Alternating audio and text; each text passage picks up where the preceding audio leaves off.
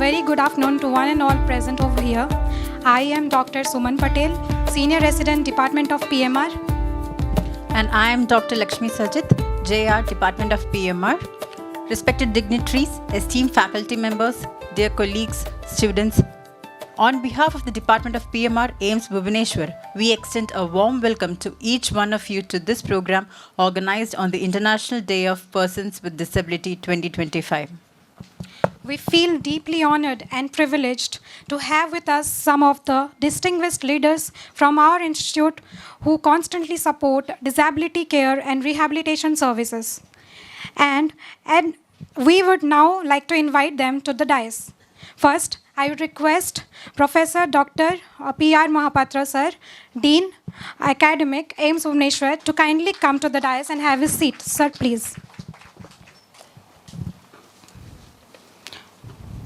Next, I would request Lieutenant Colonel Abhijit Sarkar sir, Deputy Director Administration, AIIMS Bhubaneswar, to kindly come and join Professor P.R. Mahapatra sir. Thank you, sir. Next, I would like to invite Professor Dr. Mukund Chandra Sahu, Hospital Administration, AIIMS Bhubaneswar, to kindly come to the dais. Thank you, sir. Next, I would request Professor Dr. Bishnu Prasad Patro sir, Head Department of Orthopedics, AIIMS Bhubaneswar, to kindly come and join all the dignitaries on the dais. Thank you, sir. Next, I would request Professor Dr. Vinod Kumar Patra sir, Department of Community Medicine, AIIMS Bhubaneswar, to kindly come and have a seat. Thank you, sir. Finally, I would request I'd like to invite our head of the department, Professor Dr. Jagannath Sahu sir, to Department of PMR, to please come and join all the dignitaries on the dais. Thank you, sir. So every year, this day reminds that disability is not a limitation or potential, but a call to build environments that are accessible, inclusive, and just. The theme for the day this year is fostering disability-inclusive societies for advancing social progress. Underlines that true development of any nation is incomplete unless persons with disabilities can participate fully in education, employment, healthcare, and community life. So it urges us as health professionals to move forward and move beyond impairment-based thinking and work towards a system that enables participation, dignity, and autonomy for all. It is important to eradicate negativity and pessimistic attitude and promote hope and optimism as we dedicate this day to persons with disabilities, and hence I request our dignitaries on the dais to please come forward for lamp lighting.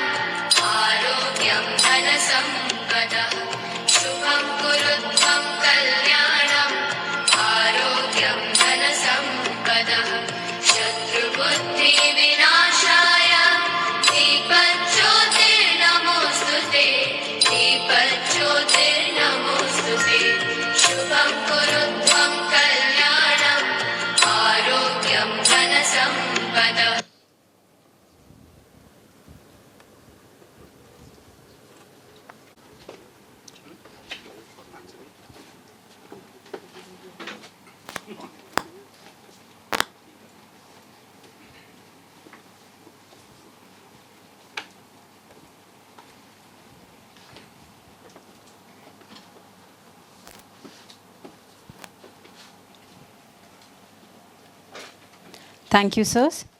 As the lamp is lit, let it signify our collective commitment to creating disability inclusive systems in the healthcare and society. To formally commence the proceedings, may I first invite Professor Dr. Jagannath Sahu, Professor and Head, Department of Physical Medicine and Rehabilitation, for the welcome address. Sir, may I request you to kindly come to the podium and address the gathering. Respected dignitaries over dais, our guest Professor Prasant Raghav Sir,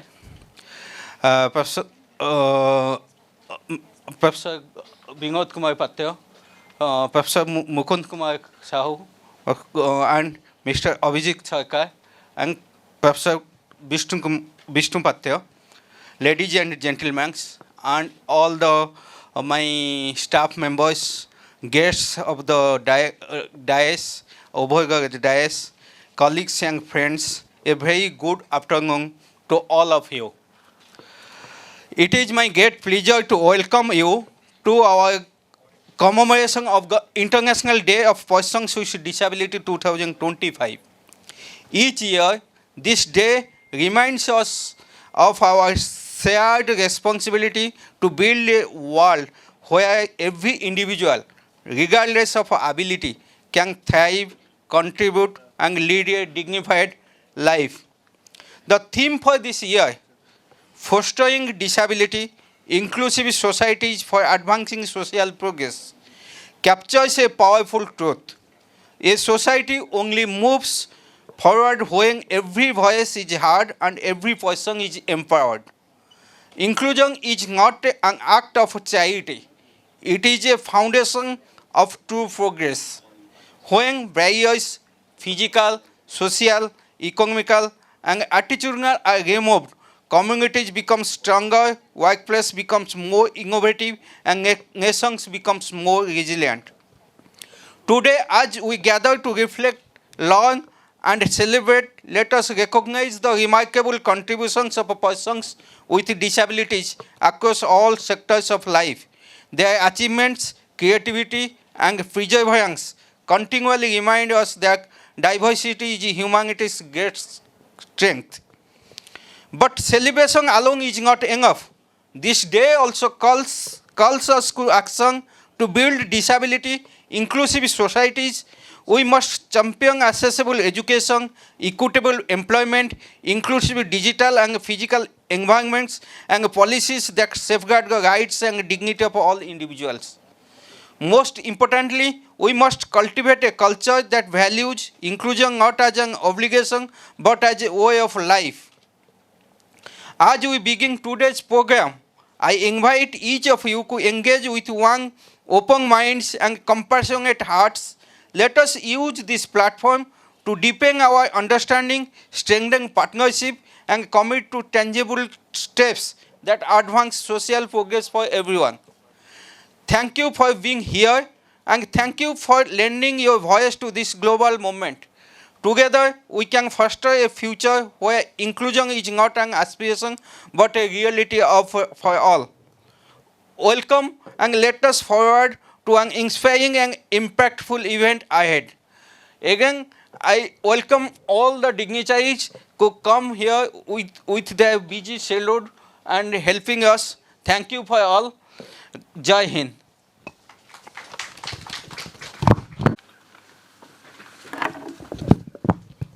Thank you so much, sir, for setting the tone for today's program and for your constant leadership to promote comprehensive rehabilitation services at AIIMS Bhubaneswar. We are pleased to you to be here. May I now request Professor Dr. Jagannath Sahu, sir, to felicitate our esteemed guests of today. May I request Professor Jagannath Sahu, sir, to kindly felicitate Professor Dr. Priyar Mohapatra, sir, Dean Academics now.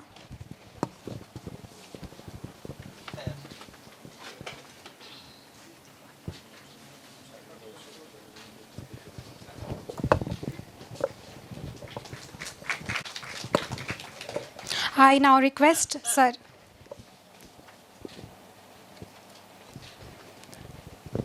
I now request, sir, to felicitate Lieutenant Colonel Abhijit Sarkar, sir.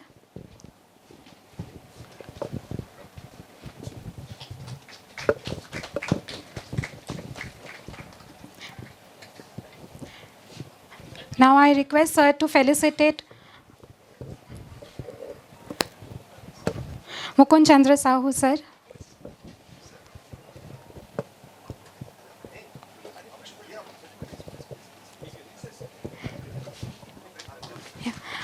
I would now request sir to felicitate Professor Vishnu Chandra sir. Vishnu sir.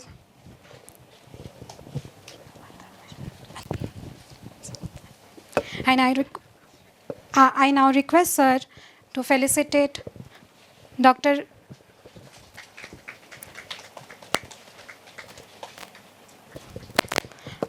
I now request sir to felicitate Dr. Binod Kumar Patra sir.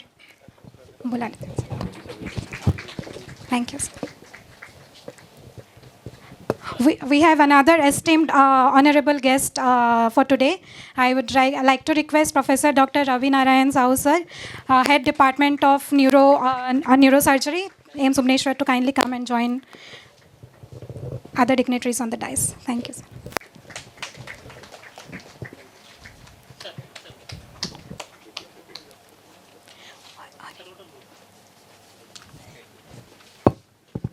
Jagannath Sahu sir to felicitate our additional professor Dr. Apurva Barman sir.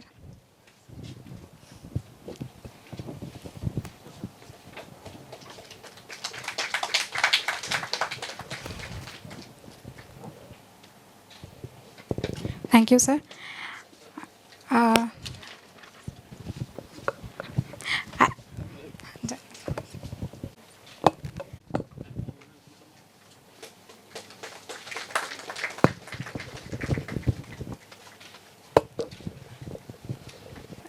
So kindly take your seat, sir.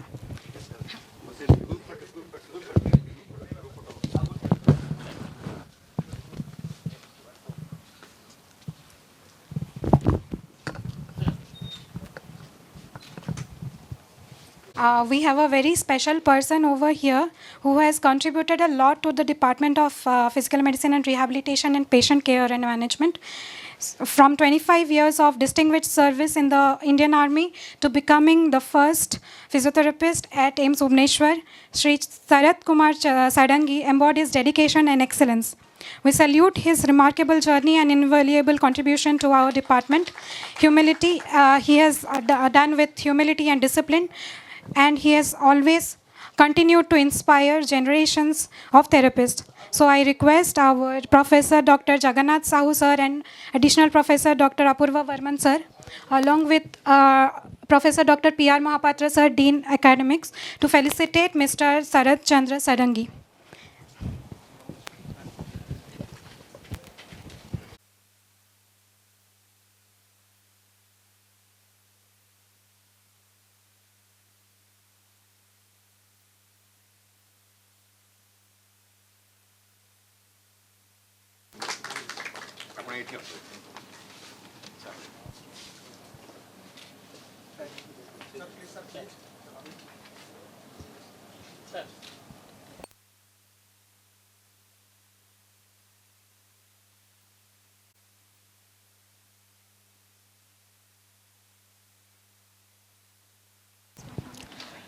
Now, it is my honor to invite our revered guest, Professor Dr. P.R. Mohapatra sir, Dean Academic, AIIMS Bhubaneswar, to kindly share your thoughts and vision on this important occasion. So please.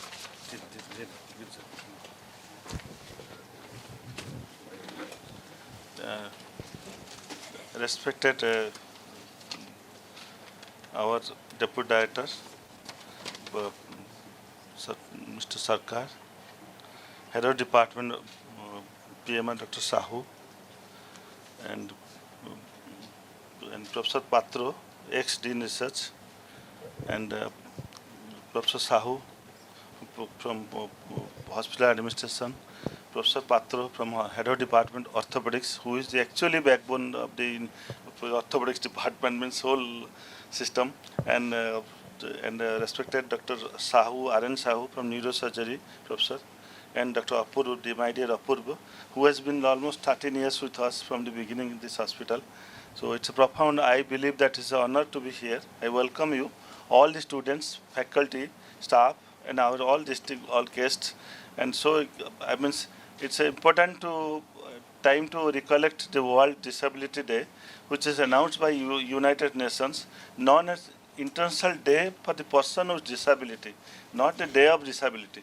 I mean, that's is observed on every December 3rd, and this time theme is something is fostering disability, including inclusive societies for advancing social progress. Yes, indeed, it is required. It's a global call for the reflection of action, reflection and action and celebration, a day to reaffirm the inherent dignity and equal rights and immeasurable contribution of the person with disability. And we said, government language, we say that different level and to every facet to our human community, including especially with our academic community. Let's today to remember to our students with disability that place where your place is vital, and you are learning because you are here.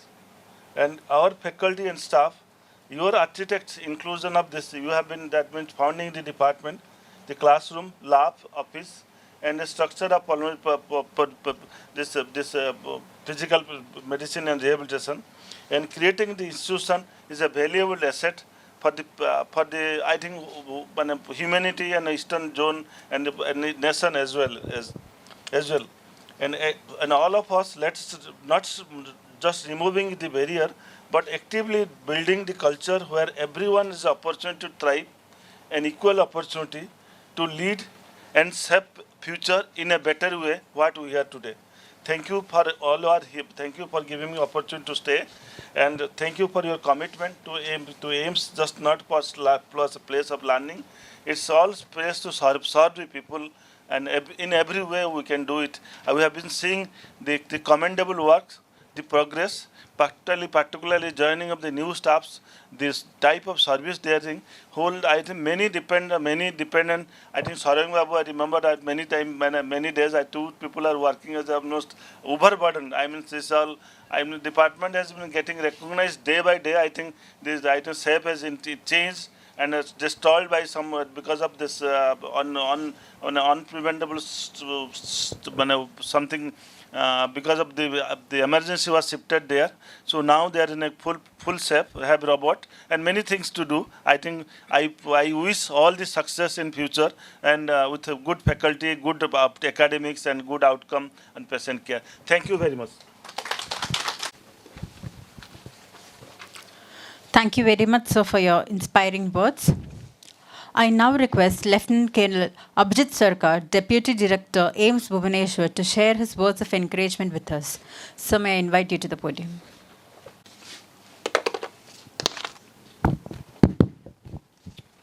A very warm good evening to everyone.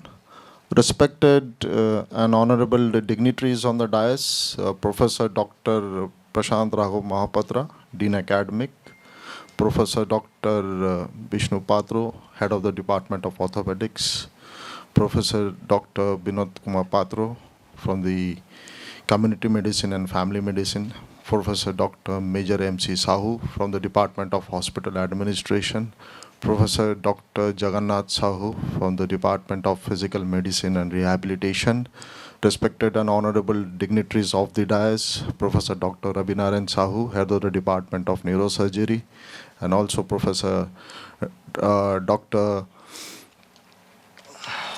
Apurva Barvansa, as well as esteemed faculties, resident doctors, nursing officers, senior nursing officers, resource persons, as well as the esteemed faculties from the College of Nursing, staffs and officials. Firstly, I welcome you all to this International Day of Disability 2025, with the theme of this year is Fostering Disability, Including Societies for Advancing Social Progress. Well, as the theme goes, there are two terminologies to it. First thing is the fostering disability, and the second thing is the inclusive societies for advancing social progress. So it means that the onus is on us, the ownership is on us, ki how we manifest, how we support these challenges which is as we face today, specific to the living conditions. And more than that is the respect which the disabled persons should get specific as far as the living conditions are concerned and also in the professional aspects are concerned. And not only that, it is the outreach programs specific to medical facilities as well as the other outreach programs for making them comfortable, to make them survive rather than mere compassion and pity. So it all delves upon us, ki how do we encourage them, how we look after them so that they are self-dependent and not dependent on anyone. I once again sincerely thank Professor Dr. Jagannath Sahu as well as the complete team of physical medicine and rehabilitation, and also equally thank Professor Dr. Apurva Burman and his team for organizing and conducting this function, especially today, right from the morning, which was organized by a walkathon, which we could see a few minutes ago, wherein there are almost 100 to 150 participants, and further by the prize distribution to the disabled patients. And also equally thank him for organizing this CME, especially for the participants to enrich their knowledge and also equally gain experience and exposure from the other participants also. And also equally, I think a poster competition has also been organized, wherein there was a lot of showcase of the various competitions or rather the paintings which has been done specifically to celebrate this today's function. I sincerely thank you all once again. I sincerely thank once again all the respected and honorable dignitaries on the dais and off the dais. Thank you very much. Thank you, sir, for your valuable insights. Next, I invite Dr. Mukund Chandra Sahu, Additional Professor, Department of Hospital Administration, to address the gathering. Sir, please.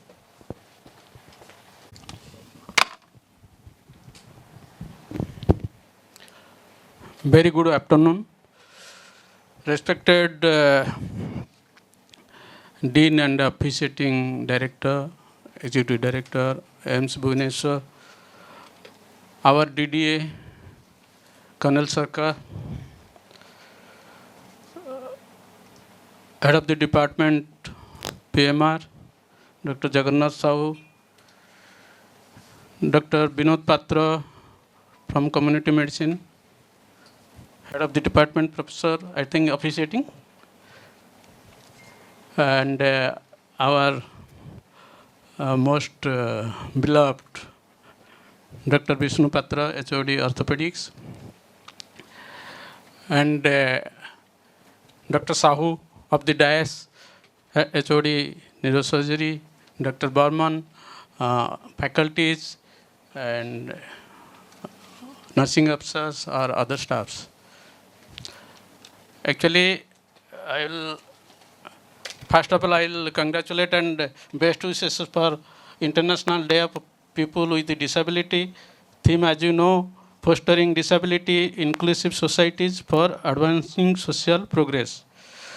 I will just cite my experience about this.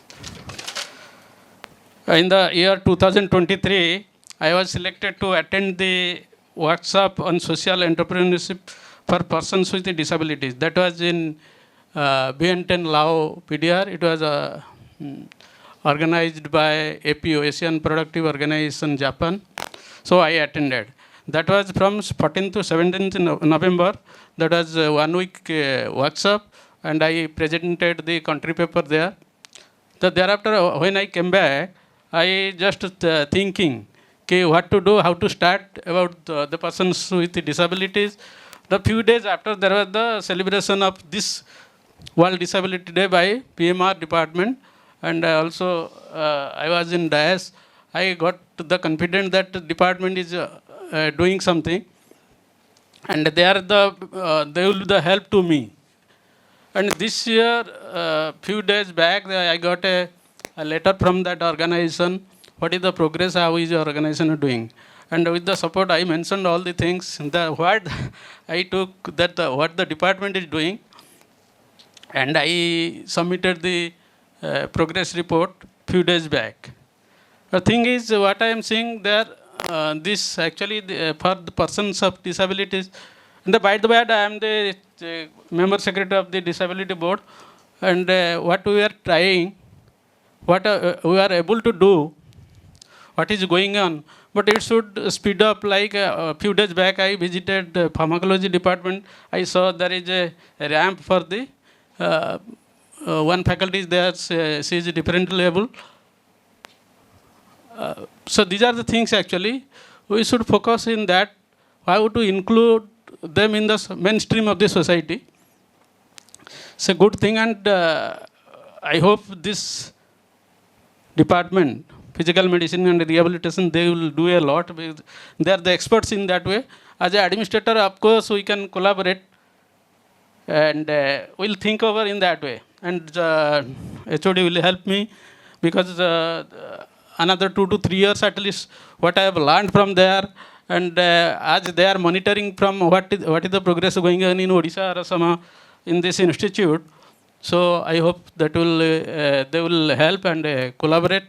And with this, I again congratulate the department. And bad thing, and I missed today's. I am the first person who would have joined your walkathon, but I missed. I was not in somehow. I missed, but I felt bad. Okay, I couldn't attend that thing because I was associated with that organization, APO, Asian Productive Organization. My first responsibility is I should first a person I should lead in that way for the persons with the disabilities. Disability is not, as you know, the persons with disability we don't tell. What we tell?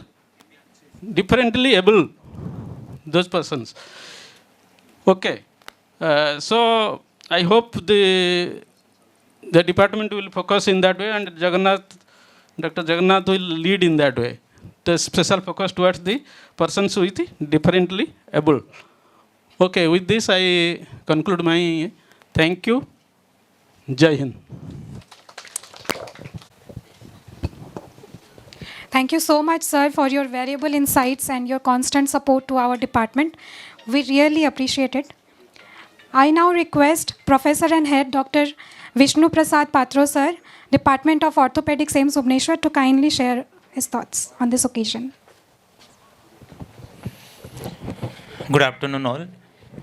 Respected esteemed Dean sir, Mukund sir, Binod bhai, and my dear friend Jagannath. So I only call him Jagannath on this stage. Of this stage I always call him Jaga because he's my MBBS friend, my roommate. So it is very difficult for me to call him Jagannath. Yes. So on this stage I cannot call him Jaga, so I'm calling him Jagannath. So we both started the career together, but we went in different track, but never thought that we'll work in the same platform again. And all the August gathering here, definitely. So this is a great day in the sense a message has been sent to the society that there are certain bodies who will take care of your need whenever there is some disability, or you can say it's differently abled. In that scenario, I'd like to say one more thing. There is also a called iatrogenic disability. And orthopedic has been a major contributor for this iatrogenic disability.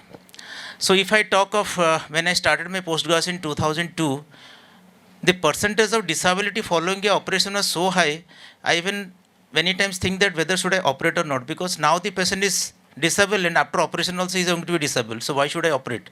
But with the advancement of time, with technology and that services, infection control, everything, now the outcome is so high that our everyday, our effort will be there in the Department of Orthopedics to make the patient reach the pre-injury level, or whatever the condition he had before the injury, he should meet that criteria or meet this situation. And for this reason, we and the PMR department are like a double engine circle.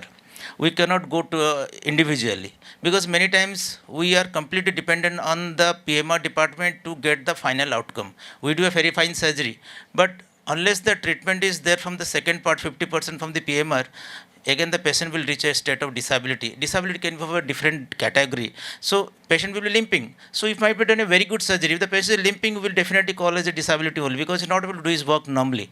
And many times after operation, when a patient comes for a disability certificate, that really disheartens us. Okay, I have done a surgery, now he wants a disability certificate, sir, 50% disability, I want to go in a train, that I will concession, all this stuff. Then I said, you do it again, reoperation will correct it.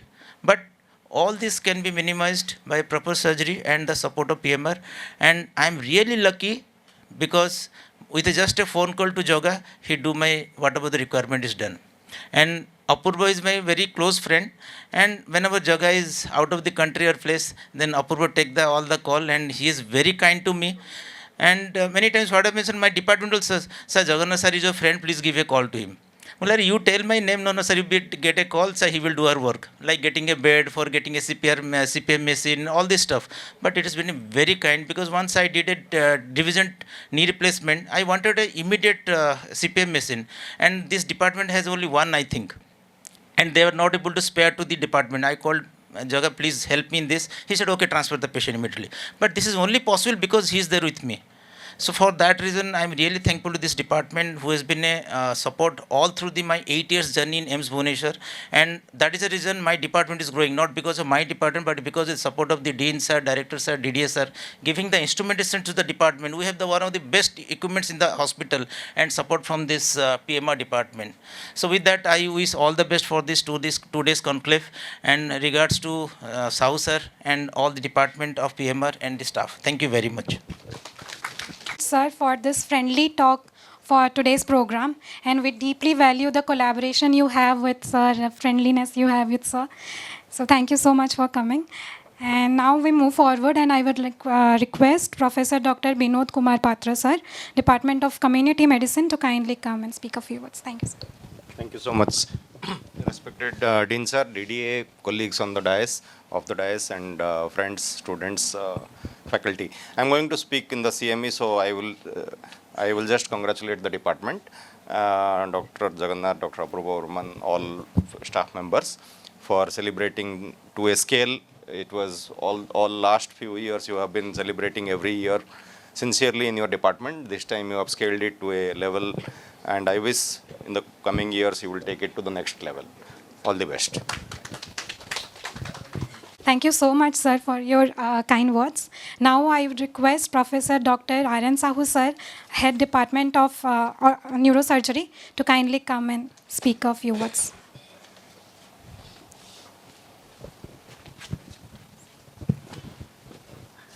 Respected Dean sir, and dignitaries on the dais, and colleagues and participants of the dais. Actually, all congratulations to Dr. Jagannath Sahu for organizing this event. Almost every year he is doing so far.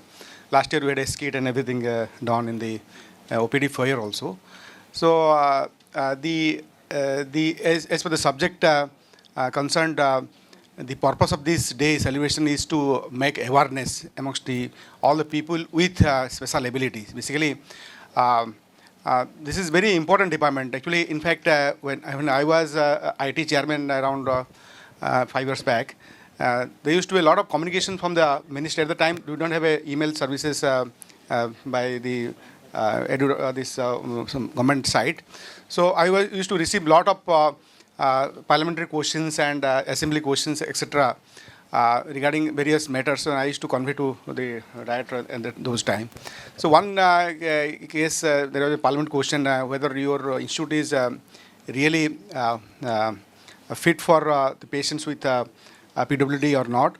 And I searched the things actually in previous office orders, all these things, and at the time I remember all the offices are still in building mode actually. Still, a lot of floors are not things. The PMR was also working somewhere in a makeshift arrangement, and every time the engineer used to write, you are all complying to the whatever norms of the government, and there was no staircase, nothing. There are no ramp. Even for the blindness, there are tracks. And one fine day, I asked our superintendent engineer at the time, Mr. Suttar was there at the time. I asked him, do you understand?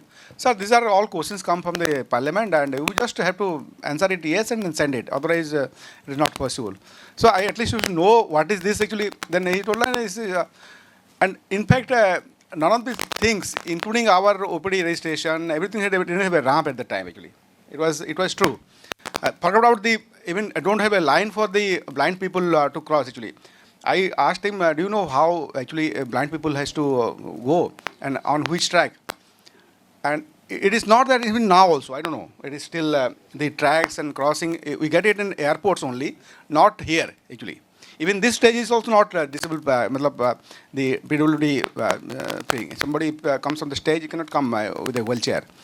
So I hope these things, after a long time, they did make it in our auditorium. It was even not when it was being made, it was not there. Even the ramp was not there. So I hope all people understand these things, and they know about their rights, and we have to make our whole ecosystem PWD friendly. Okay, that is important actually. And beyond that, I need to praise the Department of PMR for doing the justice to a lot of our patients, including orthopedics.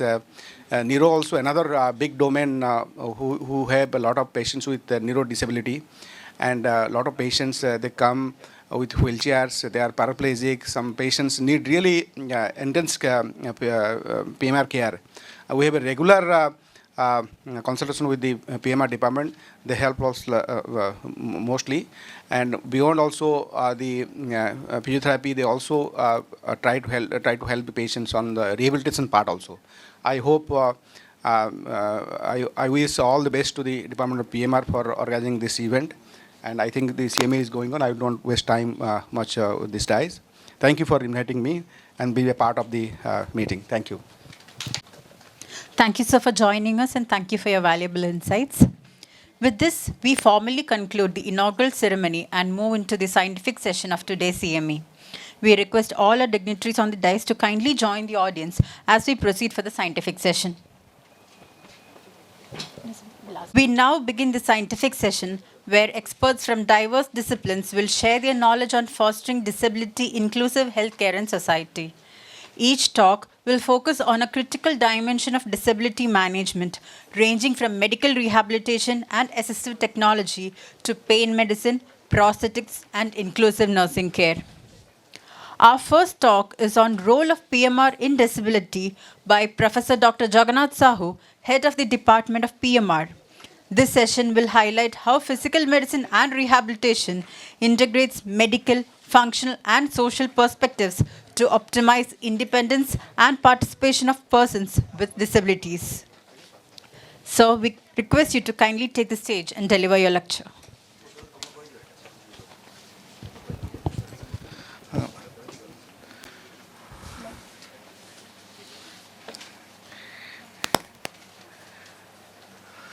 Good afternoon to all. Today we'll discuss something before we start CME. This is just overview what is done by PMI department for the disabled people. Okay. First we should know what is disability, then what is rehabilitation, and what we are doing in our setup. We'll this three heading will plan for first CME topic. Okay. What is disability? Any disease consequence, what will happen? Either patient will cure completely, go home happily. Otherwise, if something happens, patient may go happily up, means then in between. Suppose patients have some loss of parts or loss of functions like that, then what will happen? There is a impairment. Patient will be impaired. Impairment, then that leads to disability. When that disability person comes to society, he becomes handicapped. Impairment always known as any loss or abnormality of psychological, physiological, anatomical structures or functions is known as impairment. When due to this impairment, a person cannot do his normal work as in that age group he is able to do, then becomes disability. When that disabled person went to the society, then in the community he is told that he is a handicap. Suppose this is the basic knowledge of disability. Then what is you mean by rehabilitation? Rehabilitation, we should know something about what is rehabilitation. This is the basic things. Rehabilitation is the process of active change by which a disabled person acquires and uses the knowledge and skills necessary for optimum physical, psychological and social functions.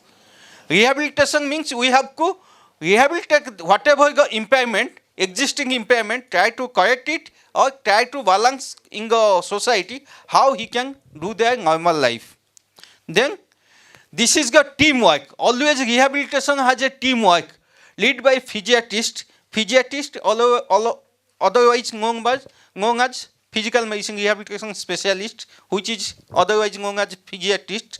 He is a core and he coordinated all rehabilitation nurses, physiotherapist, occupational therapist, speech therapist, neuropsychologist, social worker, vocational counselor and all other disciplines. This is the interbridge because it helps whole rehabilitation team.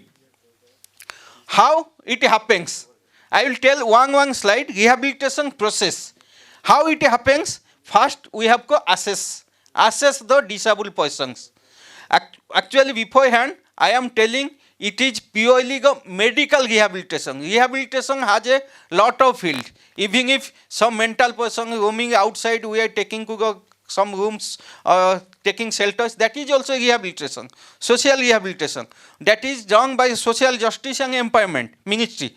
What PMI department is purely towards the medical rehabilitation, whichever remains in the impairment, physiological deficit or functional deficit, that will how he overcome in their normal life. That is the medical rehabilitation. This is a rehabilitation medicine, otherwise known as. Assessment, how we have to assess the patients. When we assess, then plan for rehabilitation. It may be the preventive rehabilitation or active rehabilitation. Preventive rehabilitation means we have to prevent the complications. It should not further complicate. We should not further deteriorate the patients. Should prevent the complication. We have to do the early intervention to prevent the complication and prevents also same episode. Prevent the recurrence. Suppose stroke patient. It should not be again the stroke again that happens. We have to prevent also that. That is the preventive rehabilitation. Active rehabilitation, we have to restore the function and adaptation. Suppose, if possible, we will try by any intervention methods, we have to restore their normal function. Otherwise, if we cannot restore, suppose whatever resource we use, we cannot restore their normal function, then adaptation. He has to adapt the situation, how he adapt. There is a methods, I will tell all the things. Restoration, ultimate goal is functional recovery. Whatever there, we are not telling recovery, functional recovery. Patient should come to their normal function. Functional recovery, any by the aids and appliance, compensation. If nothing is possible, then change the environment.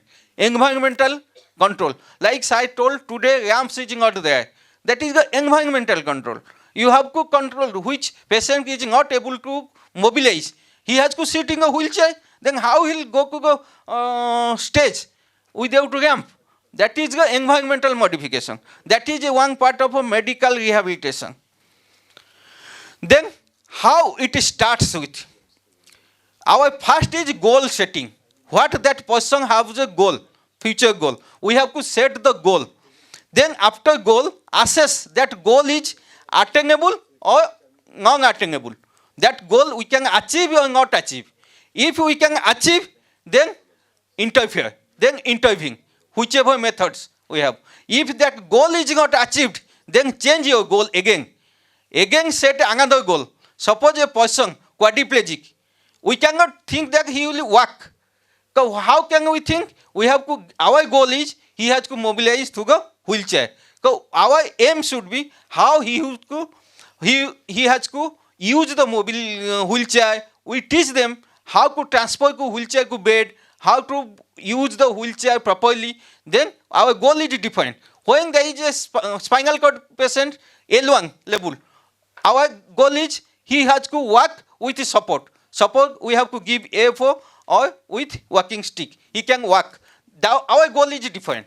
So each case we have to think before that patient when comes to us, we have to set a goal. It is attainable or non-attainable. Accordingly, we have to proceed. We have to interpret. Like that, this is all about the basic things. We all should know in these days. In these days, we should know what is the disability, how rehabilitation works, and what is the rehabilitation. Keeping in this mind, we should think some of the cases, our cases, what we did. Just see 1, 2, 3 cases. What in our cases, this is a child, birth with both the limb joined together. We have one limb is not there, all the different. So how he working with the knee? He mobilized with the knee. So we plan what to be done. We separated both the limb. When we separate one limb, which is residual, that got anyhow we detach one limb, we save and make one side one limb with the A4, another side with the prosthesis. He can able to work, he can go to school with his food, everything he is doing now nicely. And that is this person. He is now going for the school. Another case, this is a gross deformity with knee. Child comes, but this can be corrected. We applied the Elijah Biki a simple correction and LIS, and we make him go stand and sit, deformity corrected. Another case, this is the case with lot of with disability certificate comes to us roaming around with bhatta and disability certificate. Then we think that he has to how we can plan for the limb lengthening and he can walk in his limb in planted position. Then plan gradual distracted, then do the correction. After gradual correction, we achieve the correct position. Then finally what we did the tibialization of fibula. There is one bone is present, fibula is present, tibia is there is both two bones on the leg. One is tibia, fibula. These previous patients have no tibia. So that's why we take the fibula to make it a tibia and he can walk in his leg. Another child, this child congenital comes to deformity with one side club foot, another side foot is not there, very rudimentary foot. So how he can stand? He is working with knee only. Then we have to plan for this here. Lot of questions arise. What could be done? We think around. We have to do the correction by the Elijah method in the left side because child is too old. Oh, he comes to us around 7, 9 years to me. Then we have to do the other methods if he comes early. Then in right side we did all the measurements taken. We did the extension prosthesis. This is the extension prosthesis, that side. Though if the child is 5 to 6 years, we cannot give him the endoskeletal prosthesis. We have to prescribe him the exoskeletal prosthesis. So we give exoskeletal prosthesis. This child is old child, 9 years back. He has from Kakatpur. I have a video with this child. Is walking now, going to school, old, but that video I called him, but they send a WhatsApp. This is not playing here. He is going to school and now enjoying his life. He is happy with that. Another person, this is just recently, 2018. This child, one child, parents have both the child with bilateral knee deformity, congenital, without any finding any difficulty other places, nothing is. He is just walking like this. If this video wrong, he is in the ward. He will walk both the like this. Another child is walking in the knee. then what we do, this is not much, it is a minor things. We are not did big things, just we release some soft tissue, hamstring, then give some traction, above knee cast, wedging, make it corrected. Then that child is comes to in a standing position, then we prescribe him to a KFO, bilateral KFO. Now we just call him to send the WhatsApp video. That child is in their village, mod village, he is walking. This video is 1 year back. Now that waddling also not there, because due to he is not using abductor muscles in the hip, he is waddling here. After 1 year of abductor strengthening, he is walking, going to school, and his second son is coming to our OPD also, same procedure we are doing. Both of the child is doing fine. Their family is also very happy with that. Another one case, this is another pure neurological rehabilitation. That was the locomotor rehabilitation. This is the pure neurological rehabilitation. This person, when comes to us, this the recent person, this is a Guillain-Barré syndrome, GB syndrome, with tracheostomy tube. When he comes to our department, it is just few months back, he is walking like this. So young boy with so much morbidity, so means nothing can be done. After we have successful intervention, we see this child is walking now. He is in the ward also, doing good things without any dependency and purely working. Because this gives a immense satisfaction for a person and their family. He also motivation. That is the message that we can do what is possible in these cases. Lot of disabled persons, we can make him able in differently way. This is the all medical intervention. Many things we are doing which we have without also medical intervention, we cannot do anything. We can interfere by some other way, some other aspect. Thank you. Today's this is my last message. Thank you. We are here for ourselves, also something for the disabled persons. We should make them to go as like our friends or our persons. Thank you all.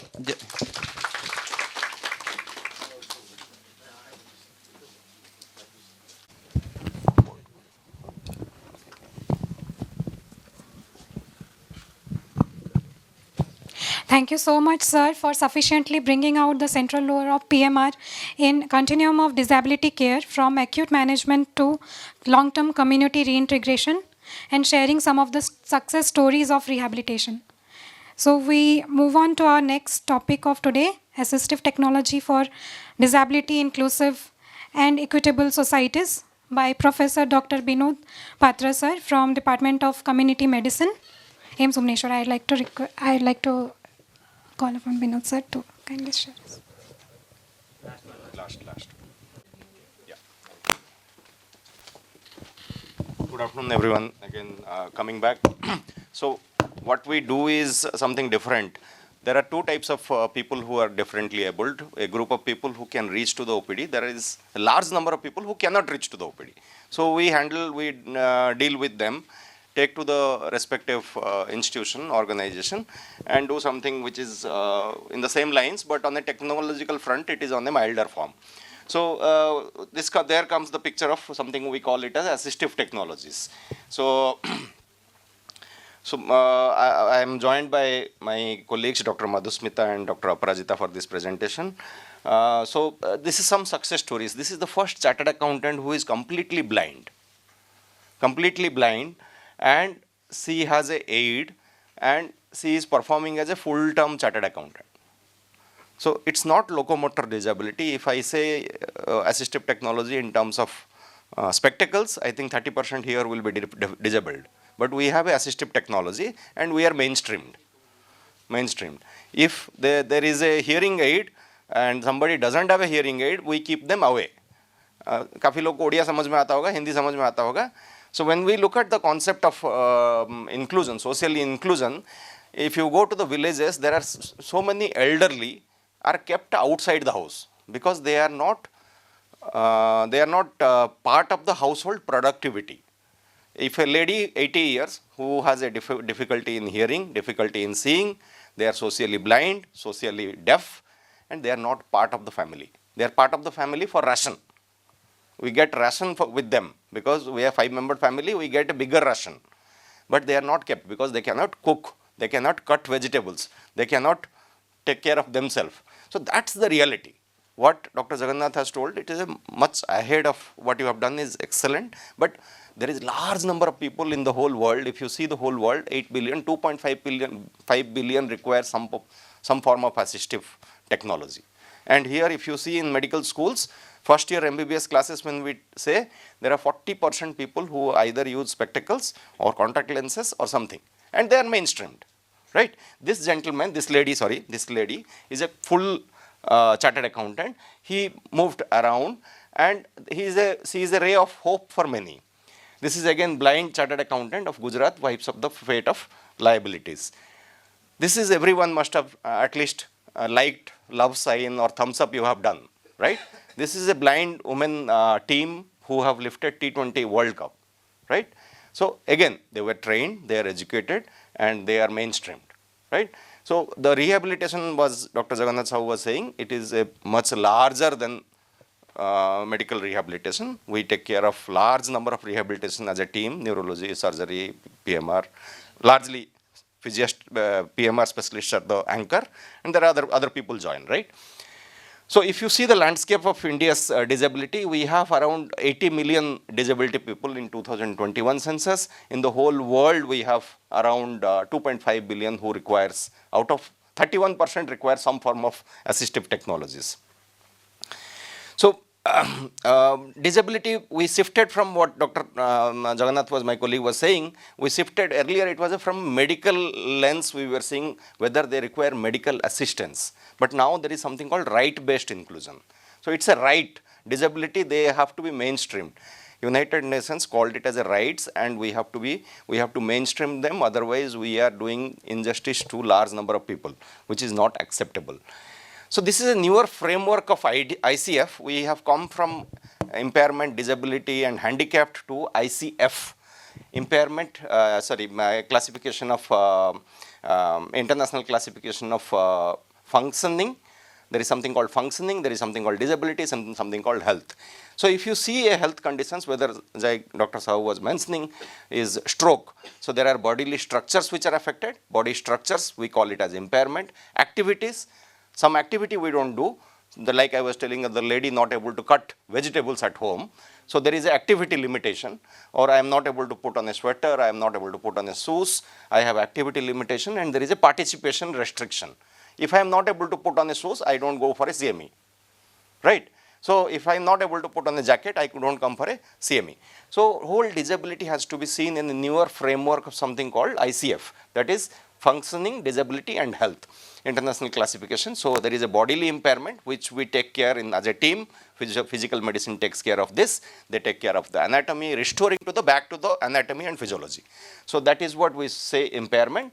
Activity limitation is, there are again social rehabilitation, there are other rehabilitation comes into picture. So eventually I am able to read books, I am able to see Netflix, I am able to join Amazon Prime. So I am happy, right? I have some activity. If I am able to do Netflix, then I am able to take part in the class debate, right? And tomorrow there is a discussion about who is winning T20 match, then I say I am able to participate there. Who runs maximum score, who have done. So there's what sir was saying, there are personal factors which we take care as a team with my colleagues, but we have a very small role, but other people have a bigger role.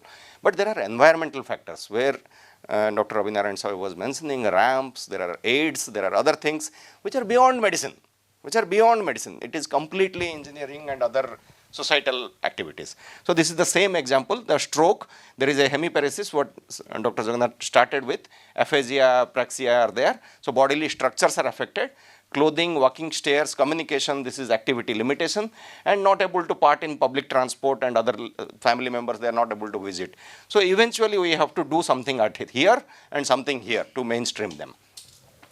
There is a whole world of something called community-based rehabilitation. There is a hospital-based rehabilitation, there is a community-based rehabilitation which merges both medical rehabilitation and social rehabilitation and mainstreams them to the whole world. These are some of the processes. We have something Accessible India campaign. So there are campaigns which are there, Deen Dayal Disability Rehabilitation Scheme, self-help groups, district disability rehabilitation center, which is at every district. They are at different levels of implementation. I don't say these rosy pictures will be there in the hospital. If this is a hospital from Bhadrak, but if you go to other hospital, that might not be there. But all of us have to ask for it. If we don't ask, then these are not going to happen. Then there is a whole department of empowerment with empowerment of persons with disability, and there is a Samagra Shiksha, that is inclusion of education for differently abled children. So assistive technology, I'm just closing with 2 more slides. Assistive technology is an umbrella term which uses assistive products. As I told, assistive products, most commonly used assistive products is, and some of the assistive products are back displayed. I think some of your colleagues might have displayed there. The orthotic and prosthetic team might be doing better. So there are assistive products and their related systems and services. So it's not spectacles, it is the right spectacle, right way of using it, where to use it, right? So, and assistive product is the external product. It is device, equipment, instruments and softwares. So the lady first I showed, chartered accountant, she did not use eye transplantation, she used softwares. She used artificial intelligence softwares, and she is a full chartered accountant, right? So 3% people in the low income countries are able to have access to assistive technology. However, in the higher income countries, around 90%. So there is a socio-economic gradient. People who can buy, they are able to buy, but people are left out in the societies. If you go to nearest, I will show you some slides. So there are people who are not able to access it, right? Out of 80 million people who in India, wheelchairs are accessible in the world. Wheelchairs are accessible to 35% people. So even the simplest assistive technology, that is wheelchair, is not available. Not available. That is what Dr. Jagannath was saying. They are coming in knees, right? So they are not getting a wheelchair also. So this I have told 30% of the people. If you see this global report of assistive technology, it is a wonderful report. If time permits, I will send you the PDF. You can circulate in your department. So assistive technologies help individuals, communities and society. So this year's theme aligns with this because we want social inclusiveness and back to the society. There are 5 things in assistive technology. We want people with differently abled, provisioning of their products are there. So we are looking at products, but there are persons who want to train. Sadangi Babu, the other people who are there in the team, they are big. We are just supporting. So they are big people who personnel, provisioning, and there has to be a policy. So eventually, if we want assistive technologies for universal healthcare, they have to be accessible, affordable, all that, 5 A's and quality, good quality. So the products are 5 types: mobility products, vision products, hearing products, communication products, that the lady was using communication products, cognition products and self-care products. So there are 6 categories of assistive technology products which are of use. This is a national list of essential assistive products. So these are Government of India has approved. There are diapers also, because they are self-care. If an adult who is urinating in the bed, so that is a family also starts ignoring them. So there are diapers which are adult diapers, incontinence products. These are all incontinence products. There are alarms are also, fall detectors are there. If there are fall detectors which the elderly, they frequently fall in the staircases, in the blind alleys. So there are fall detectors who will say there are now visibility is less. You have to be careful. It will give you alert, right? So there are things which are there, and all these products are there on the behind. When you go back, you can also see. So assistive technology, the whole idea is products which mainstream people. In case of different diseases, we have most of the people you know here. There are stroke, diabetes, quadriplegia, spinal cord injury, all of you handle. And there are dementia, autism and elderly people itself. There is assistive technology which will be of use. We did this study with the Department of PMR in 25 sites of India. Where we looked at assistive technology use and unmet needs of. This is the team, Dr. Jagannath and Dr. Burman and colleagues from my department, Swayam and Abhishek. So we were a part of the team. We assessed the assistive technology. These are some of the data collection. So mobility, there was some form of mobility. This is mild mobility difficulty, moderate mobility difficulty, and severe mobility difficulty. Vision, mild, moderate, and severe. So this is the normal, mild, moderate, and severe. Around 20% had difficulty in walking, difficulty in going around, vision. There is an unmet need. These are the people who are not yet met. By gender, if you see unmet need of assistive products, there are 51% of the males did not have, 48% of the females. Females express less. And that is why, and again, assistive technology need was unmet in 20 to 60 years, more than 60 to 80 years. But if you see a 60 to 80 years, their expectation is less. They don't say, this is fine. I don't require a spectacle. But that is how it goes on. So these are the people, out of 7,000 people we did the survey, 119 were with mobility supports, and orthosis 144, wheelchairs only 19. These are the things which were used. So the availability of assistive products, the use of assistive products in our finding is very less. And where do they get? Private sector is the dominant support. And government sector, as all of us know, we think that government supports them very heavily. But government sector provides public sector, only 2% have received assistive products from sector. And self-made, some people use एक दंडा बना देते हैं, walking stick बना देते हैं. So self-made things were also there. And they paid out of pocket 60%, NGO gives them 1%, government 14%, family, friends contribute. So we want this share to increase. All of us, as Dr. Sahu told, that we need to be empathetic, we need to be collaborative, we need to find out resources for them. Why they don't use? These are the findings. So eventually, as I told, the high unmet needs among 21 to 40, followed by less than 20 years. Private sector was the predominant source of assistive technology. Out-of-pocket expenditure was the dominant factor. These are the schemes which are there in Odisha. If you, I think, a good way I start all my workers to say, at least go around the schemes, help people to register. If we start registering more people, there will be a demand. So there is a large number of beneficiaries which are registered in Odisha. There is 59 lakhs people are registered. Only 50,000 people appliances are received. So I would say all of us are soft activists. We should work out on this area. When you are getting people of higher ups from different departments, Dr. Ravinarayan Sahu, Dr. Jagannath, please speak. They should get. If you say that is a bigger voice. These camps were around 3,000, schools are there 104. These are some of the schemes. These slides I will leave it, but these are good. My colleague Dr. Jagendrath has done, Mr. Jagendrath has done. So there are free education, there are Banisri scholarships are there, central scholarship for benchmark disability 40% above, early intervention therapies, Bhima Bhoi, Bhinnakhyama Samarthaji Abhiyan, early intervention. I think I am overstepping time. No? Okay. So District Disability Rehabilitation Center and Samagra Shiksha, free laptops to visually impaired, and Madhubabu Pension Yojana, all these are there. Only thing is, if you come across anyone, please connect them to the mainstream. My request here is, we might be a pathway.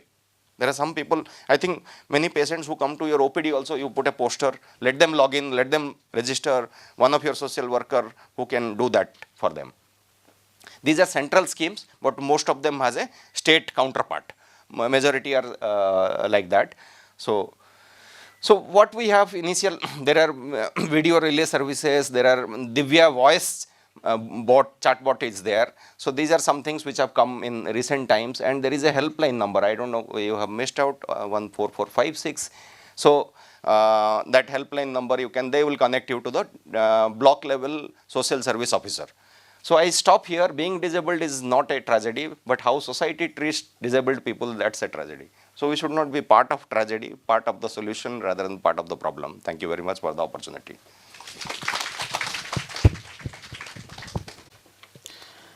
Thank you, sir, for that enlightening session on how thoughtful integration of assistive technology can transform lives and make our system truly inclusive.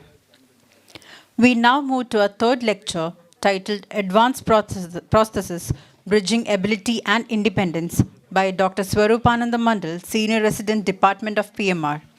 This session will discuss advances in prosthetic design and technology that helps individuals with limb loss regain mobility, function, and quality of life. Dr. Mandal, may I request you to kindly come forward and deliver your talk?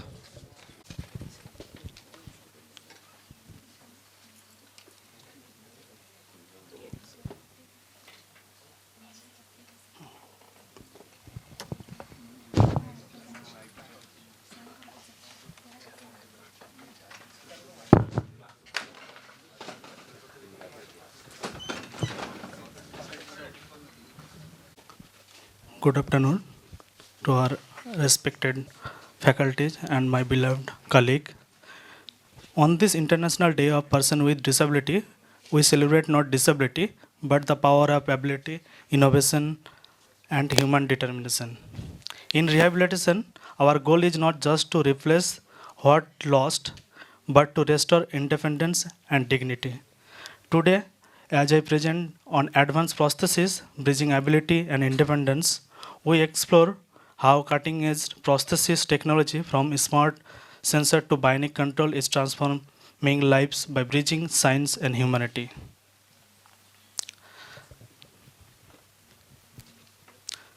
The loss of limb change life, but technology can change the story. Prosthesis science has evolved from simple wooden limb to AI-driven bionic device. Advanced prosthesis restore movement, confidence, and dignity. They transfer disability into ability and independence. Each steps with prosthesis symbolized human resilience supported by innovation. Ancient, basic wooden or metal limbs for cosmetic restoration. And in 20th century, functional prosthesis with mechanical joint. And in 21st century, smart AI-driven prosthesis, integrated sensor, robotic, myoelectric control, focus shift from replacement to functional and psychological restoration. Types are 3D printed prosthesis, myoelectric upper limb prosthesis, bionic hand, osseointegration prosthesis, energy storing and microprocessor feet, microprocessor controlled knee. These 3D printed prostheses are customs, affordable design for personalized fit. It is customization, elimination, discomfort from pressure point, allowing for design tailored to specific need. Cost effectiveness, this product process is cheaper and faster than traditional method. This is speed, means it is beneficial for children. Children are gradually growing, so we can change in once in a year or two, or twice. Lightweight and comfortable. And this is front, this is the body, first one, this is the body power prosthesis. This figure of 8 harness anchor the prosthesis to the contralateral axilla, and combination of scapular abduction and glenohumeral flexion pull the cable to open the terminal device, while relaxing allow is to passively close. And myoelectric design is the particular limb is designed for suspension with a silicon liner and lanyard, has electrode embedded in prosthesis for EMG control. And last one is modular socket design. Bionic hand provides multi-grip and tactile feedback. That is muscle signal detection, and that is signal interpretation and motorized movement, custom and control. Some advanced model allow user to switch between different grip pattern or mode, and speed of movement can be controlled by the force of speed of the material. Osseointegration prosthesis, that is fixture, intramedullary compartment, and abutment, that is the extramedullary compartment. And that is so first picture, that is the right transhumeral amputation, targeted muscle reinnervation, osseointegration with the osteochondral prosthesis for the rehabilitation of amputee. And abutment penetrates, that is the skin, and the myoelectric prosthesis attached to the abutment with connection device. And before we are putting the prosthesis, we are doing the virtual training with a pattern recognition system. This patient is a bilateral hand movement, while EMG signal are tracked and prosthetic hand movement is simulated. This first one is the high profile energy storing dynamic response prosthesis foot with split kill. That is, energy storing dynamic response feet generally indicates for more active patients. These feet are made of material that provides the capacity to store energy during the weight bearing and return energy on foot is offloaded. And this is the microprocessor feet, second one, and regulate the behavior of hydraulic ankle mechanism, can thought of as passive, active, and non-propulsive and propulsive. This is microprocessor knee, first one, the C leg or the waterproof X3. The type of sensor used including instant gauge, accelerometer, and gyroscope, and which provide detailed information on knee, angle, direction of movement, angular velocity, weight bearing status. The microprocessor analyzes this information at rate ranging from 50 to 100 times per second in order to control the knee's resistance on flexion, increasing swing phase resistance. Microprocessor knee with internal power. This knee provide active knee flexion and extension, which is particularly useful with sit to stand activities and stair ascent. Caution required most of the knees in around water in or other in harsh environment. Component of modern prosthesis, that is the socket, custom fitted interface with residual limb, sensor detect EMG signal or pressure change, that is microprocessor process real time data for movement, actuator enable motion through motor and hydraulic, power source, rechargeable batteries or wireless charging system. Biomechanical and neurological integration, neural control prosthesis, brain computer interface, sensory feedback loop, improve balance, grip, control, and natural movement. This advance reduces pain, phantom limb pain, and improve embodiment. This the neural control prosthesis interprets signal directly from nerves, that is sensing and decoding in brain, and its decoded signal are sent to the prosthesis. They are command to drive its motor actuator. For example, thought to grasp could be translated into command for prosthetic hand to close. And sensory feedback to restore a sense of touch. Some advanced prostheses also send electrical signal from sensor on the device like pressure sensor back to the user's nerve. This creates artificial sensation such as feeling of grip to enhance control and more natural experience. Brain computer interface that allow intuitive control of limb motion. This is the signal capture through the invasive implanted in the brain or non-invasive like EEG CAF. Detect neural activity from motor cortex, the part of the brain response for movement.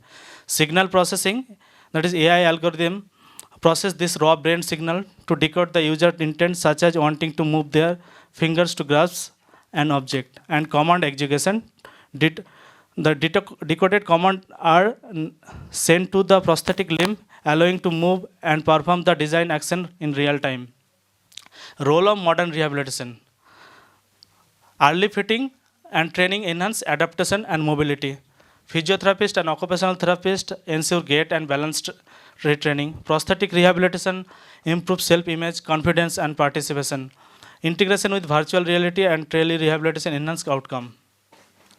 Challenges, there are high cost and limited accessibility in low resource settings, need regular maintenance and technical support, learning curves and psychological adjustment, limited local manufacture and awareness, policy gaps in funding and insurance coverage.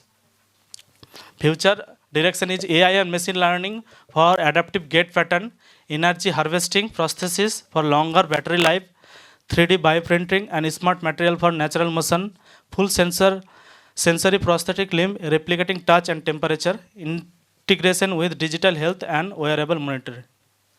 From rehabilitation to inclusion, advanced prosthesis, bridging clinical rehabilitation with social inclusion, enable individual to work, study and participate full in society.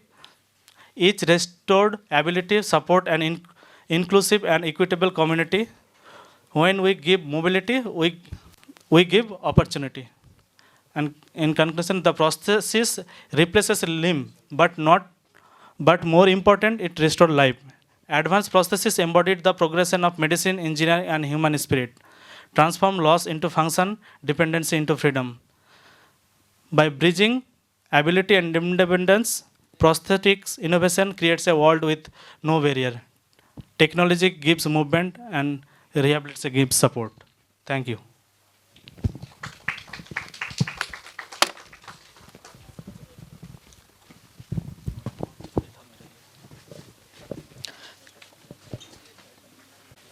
Thank you, Dr. Mandal, for the comprehensive overview of modern prosthetic options and their impact on functional independence. Our next talk is on role of pain medicine in disability by Dr. Debashish Jaina, Consultant Pain Medicine, OARC and Health Village Hospital, Bhubaneswar. This lecture will focus on how effective pain assessment and multimodal pain management are integral to rehabilitation, function, and overall well-being of persons with disabilities. Sir, may I invite you to the podium to deliver your talk.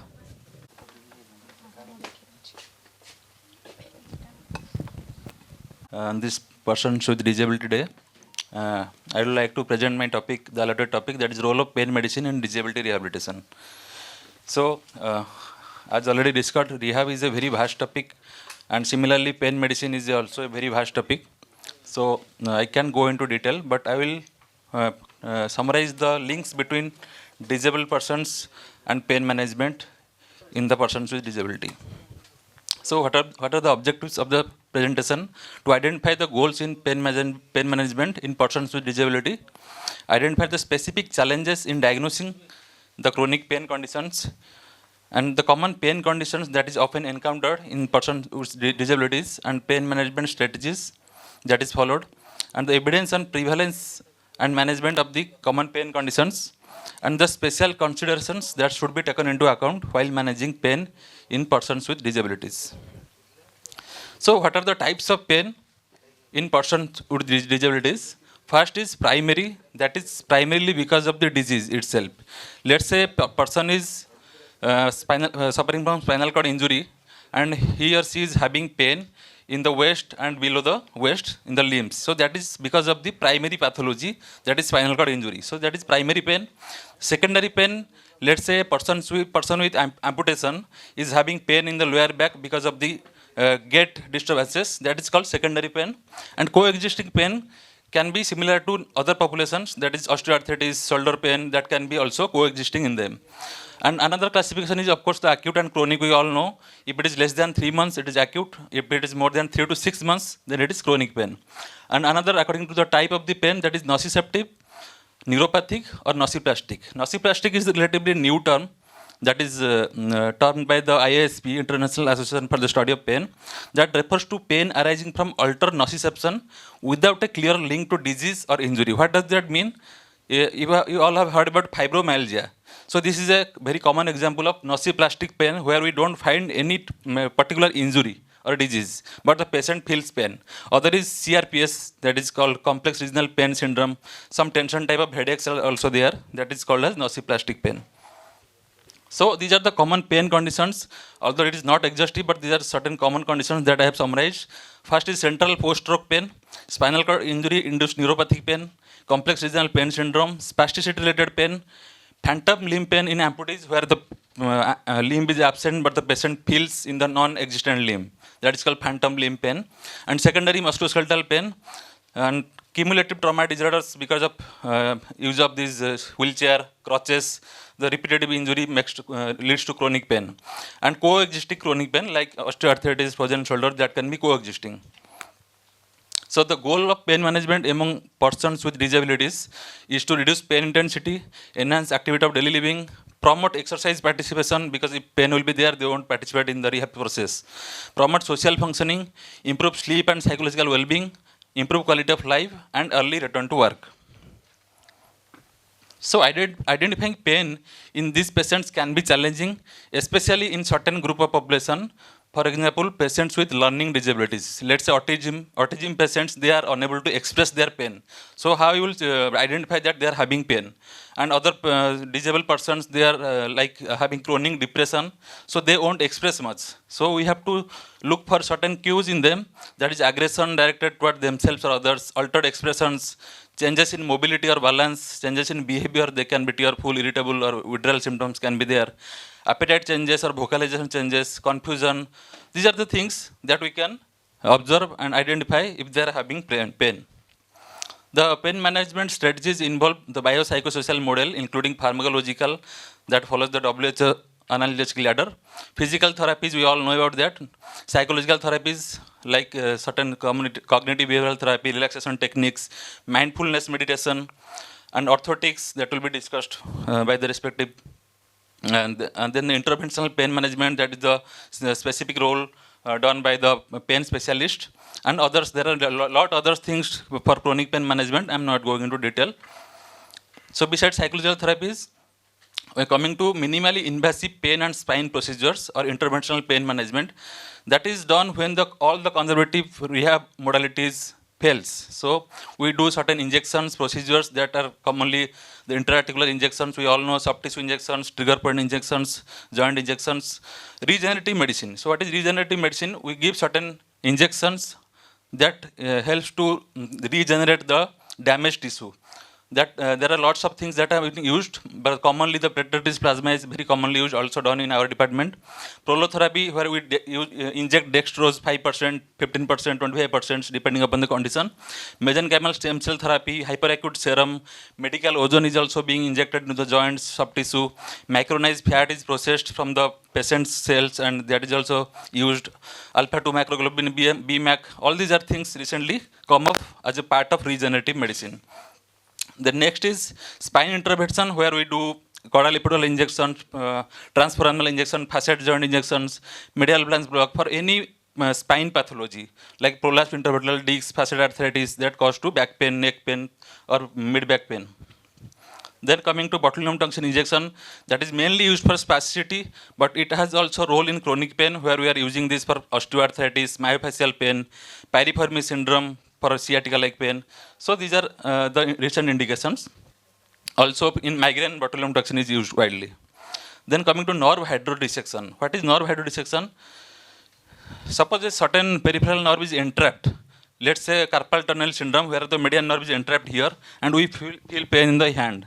So we used to hydrodissect under guidance, where the needle passes just above and below, and so it separates the nerve from the surrounding tissue and release the pressure above it. So it is called nerve hydrodissection.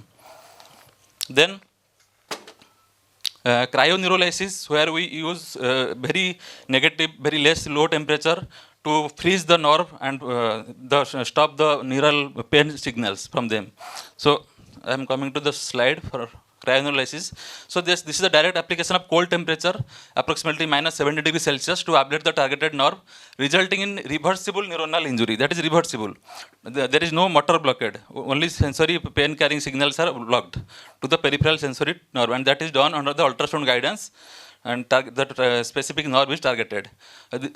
Then next is the chemical neurolysis, radiofrequency ablation. All these are neurolytic technique or denervation techniques that targeted the particular nerves that are having the pathology. Then the spinal cord stimulation, deep brain stimulation. These are also recent things that have been used in many chronic pain conditions. We'll talk briefly about spinal cord stimulation. Here a neurostimulator is that is embedded in the body and in the epidural space mainly, that modulates the pain signal. That is from the brain, they modulates the pain signal. The mechanism that is used is gate control theory of pain, whereby certain signals are promoted and certain signals are blocked. That results in pain reduction. The most common indications are failed back surgery syndrome, that is when the patient has back pain in spite of surgery. CRPS, complex regional pain syndrome, peripheral neuropathy, phantom limb pain, angina, and ischemic limb pain. These are certain approved indications.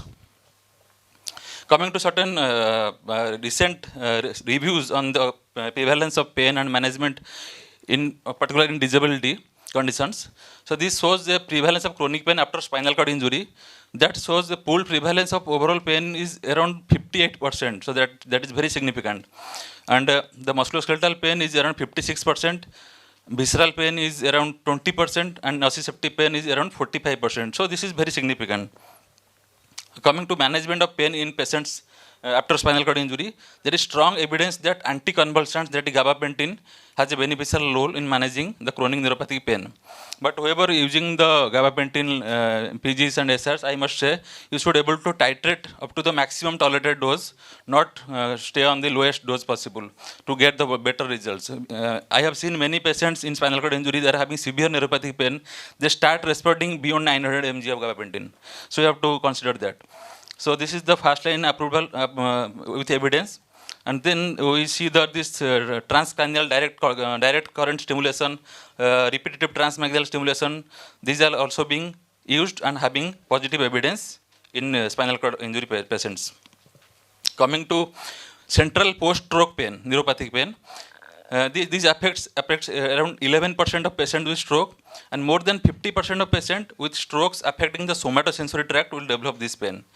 And most of them will also do in the first month after stroke. And we should follow up at least up to 12 months for any presence of neuropathic pain in post-stroke patients.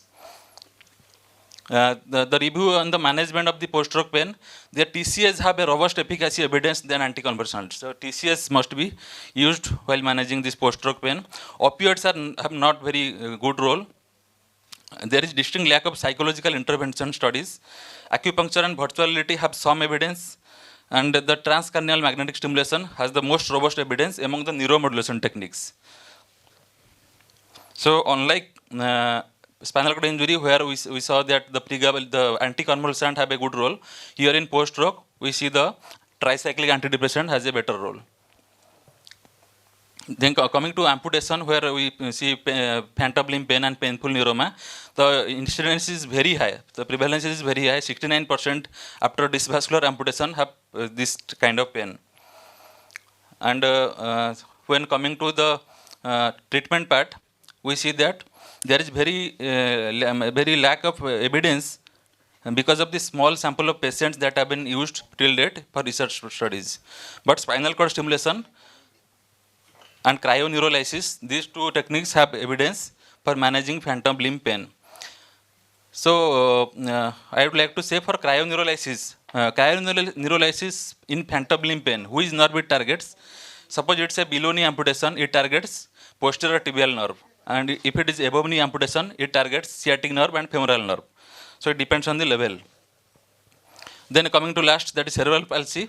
The review says the pain prevalence range from 24 to 89%, and the most common pains were in the neck, back and lower limb because of the spasticity and gait disturbances. And the management, the strongest evidence exists for pharmacological treatments for post-operative pain in children and adolescents with CP. Moderate evidence for the efficacy of intrathecal baclofen. Lack of standardization in the assessment of pain, and there is limited evidence for multimodal and non-pharmacological strategies in pediatric CP. So you can also consider to do researches in this direction if possible.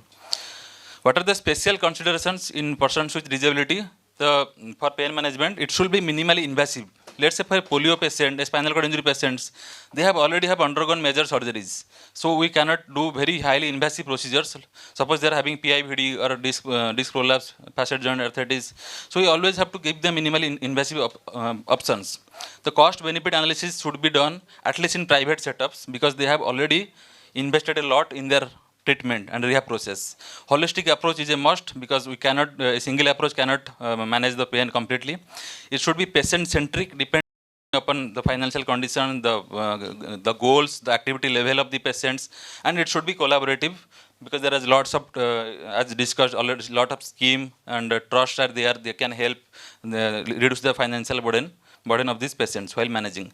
So this should be considered before going to treatment part. So the take-home message is, chronic pain is one of the most common cause of morbidity in persons with disabilities. Pain medicine plays a vital role in holistic approach to disability rehabilitation. Effective pain management doesn't only ensure reduction in pain intensity, but also facilitates activity of daily living, psychological well-being, quality of life improvement, and hastens the early return to work. A multimodal, collaborative, and patient-centric approach to pain management is the key. Thank you.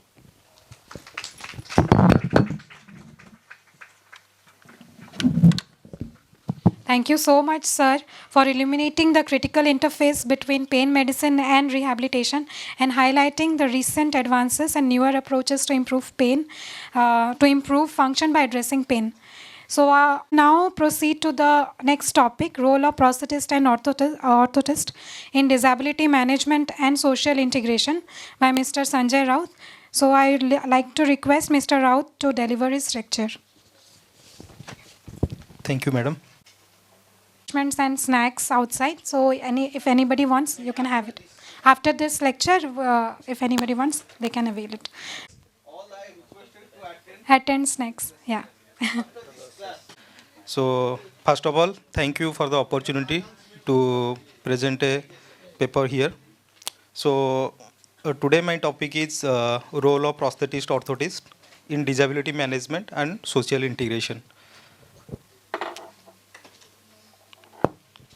Today we are celebrating the International Day of Persons with Disability, and I would say we can use the term Dibyanjan because our Honorable Prime Minister has coined the term, and he expected to use this term for the differently able personnels.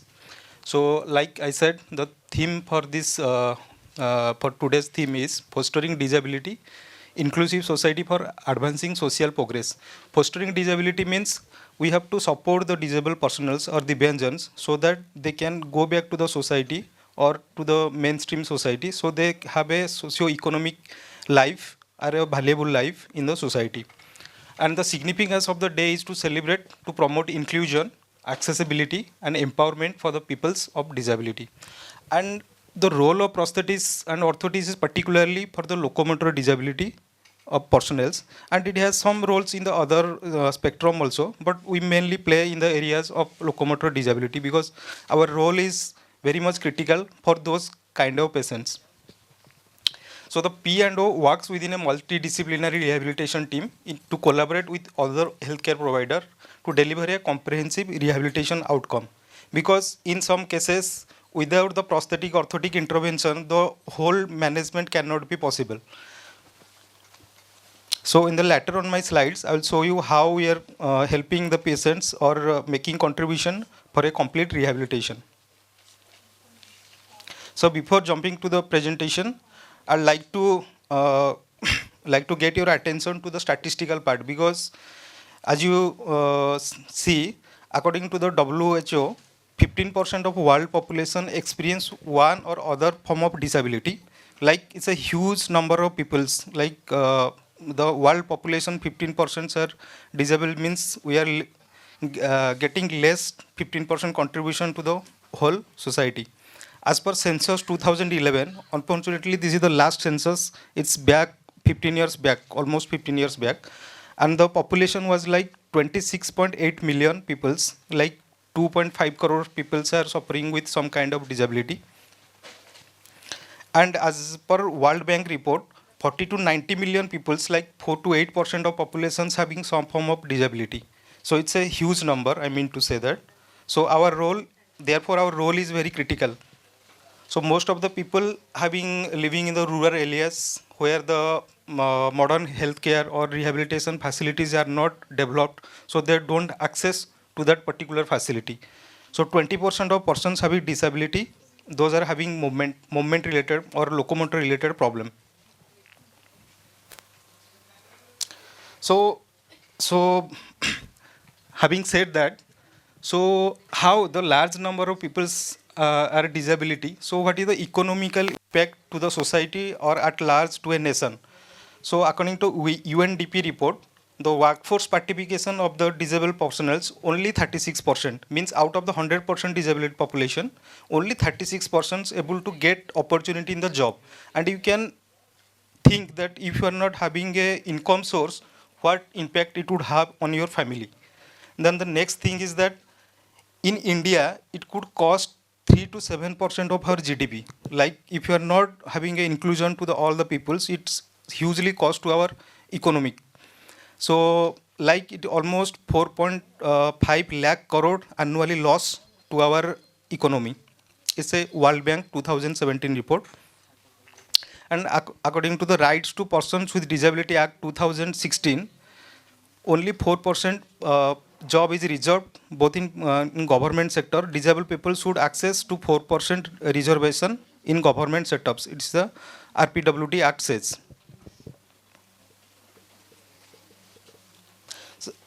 and what are the national policies for persons with disability.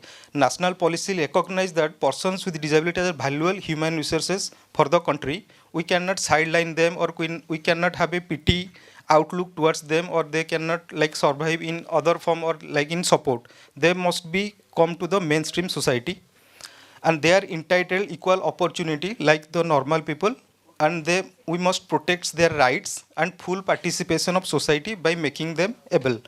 The national policy on disability mitigation emphasizes the persons with disabilities should have access to assistive device, including prosthesis and orthosis at a affordable cost.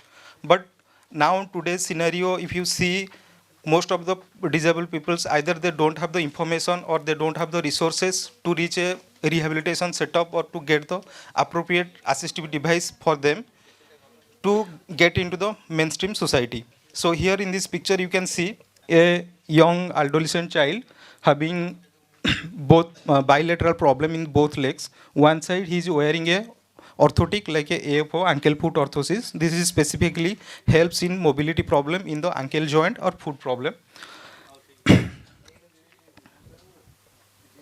And in the right side he is wearing, in the left side he is amputee and wearing a transtibial prosthesis. So means he's a lower limb disability kind of patient, and he is being rehabilitated in our department. So the role of prosthetist orthotist is very crucial in social integration of persons by enhancing their mobility, independence, self-growth and overall quality of life. So in this picture you can see what are the steps we generally follow to get a rehabilitation plan for a patient. So first step is that we get the assessment of what kind of disability or what kind of amputation or what kind of particular area the patient have the problem. And then the patient can get the therapeutic support. Then we get the fitting recommendation from the consultant. Then we took the measurement or the mapping of the patient or the particular limb. Then we do the fabrication process or what kind of prosthetics or orthotics requires for the particular patient. That is a customized one. And then we get back to the patient with a particular prosthesis or orthosis. Then we do the quality check. Then we do this regular follow-up.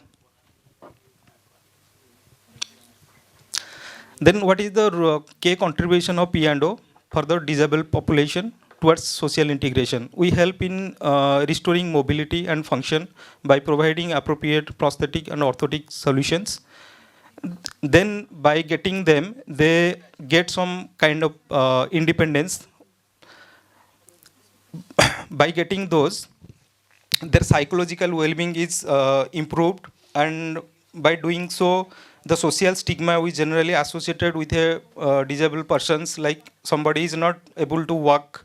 So when he started walking, they feel morally up and they can reintegrate to the society. And it also helps in economic and educational opportunities. So here in this picture is he's a working man actually. He works in a sawmill, and unfortunately he got amputation because of a road traffic accident, and he's got a transfemoral amputation. So after that he came to our department for the rehabilitation, and we have provided a modern prosthetic limb to hip. There is an endoskeletal transfemoral prosthesis. By wearing that prosthesis, now patient is able to walk independently even without any support. So this is the during training time of picture. Now he's doing fine, and he's contributing to the society as well as he's contributing to the family. So this is a picture of how we integrate the disabled person to the society. This is a example or picture of it. So here, now how we restore the mobility and function of a particular amputee. So once a person lost his limb, it's a catastrophic event to him. Now earlier he used to have a limb, now he doesn't have a limb, and the limb is not a like cough and cold, it will get back to him. So it will be remain like this for the lifetime. So our job is to provide a prosthesis so that it can restore some amount of function and it will help into day-to-day activities. And similarly, the orthotics that are used for the weakened muscle parts, weakened body parts, so that it will keep in a functional position or it will help in assist in doing some functions or activities. So here in this picture you can see this is a right transradial amputee, and he's being fitted with a myoelectric prosthesis. So the second picture here. So second picture here, this is the training pad. First the amputee, we get the assessment done. Then we decide what kind of prosthesis is the patient need to maximize his function. Then this is the training pad. He is receiving a advanced myoelectric prosthesis. Then after getting the prosthesis, he is getting the training, like how to do the writing activities and how to do the ADL activities. And here the pictures. This is a you can see this is a wrist drop case, and how by providing a orthosis we are keeping the wrist joint in a functional position, so he can do the holding activities, or it will help in ADL activities. So this is the training part. Now the signals from the muscles is being captured by the sensors, EMG sensors. Then this is being transported to the terminal device, and it is operated through the muscle contraction only.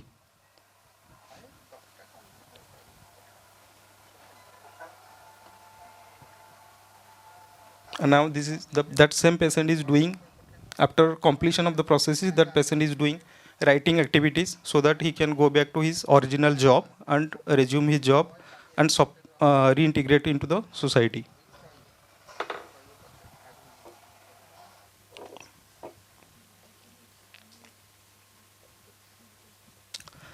Now, it is estimated the number of amputees in the developing world is 40 million, and it's almost like 4 crore according to the World Health Organization report. And in a report, Dinesh Mohan reported in 1986, approximately 5 amputees, almost 23,500 expected to be added annually. This report is way back in 1986. So now you can think of in 2025, after 40 or 45 years, the population of amputees is very high, and the requirement of the prosthetic support also be very high. So the amputation is a major cause of disability in India, but only 5% of population have access to proper or modern prosthetic support. So here our department's role is very important, because these kind of services are only provided here only. So in this picture you can see this is a right Symes type of amputation. After that we have provided a Symes prosthesis. By wearing that prosthesis, the patient can do his walking activities. And this is a in the picture you can see this is a transfemoral amputee having left side transfemoral, and we have fabricated a prosthesis for him. This is a completed prosthetic part, and this is the picture while he is doing training. We are providing the training, and this old man, geriatric patient, having lost his left in the transtibial, means below the knee type of amputation, and he's getting a transtibial prosthesis.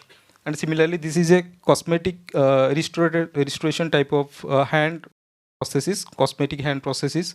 This is a congenital type of amputation actually, and the patient is getting this kind of hand cosmetic hand prosthesis. So that transfemoral amputee is getting training how to in the different environment or environmental barriers. He is doing independently with the help of a elbow crotch. So this is actually in the training part only.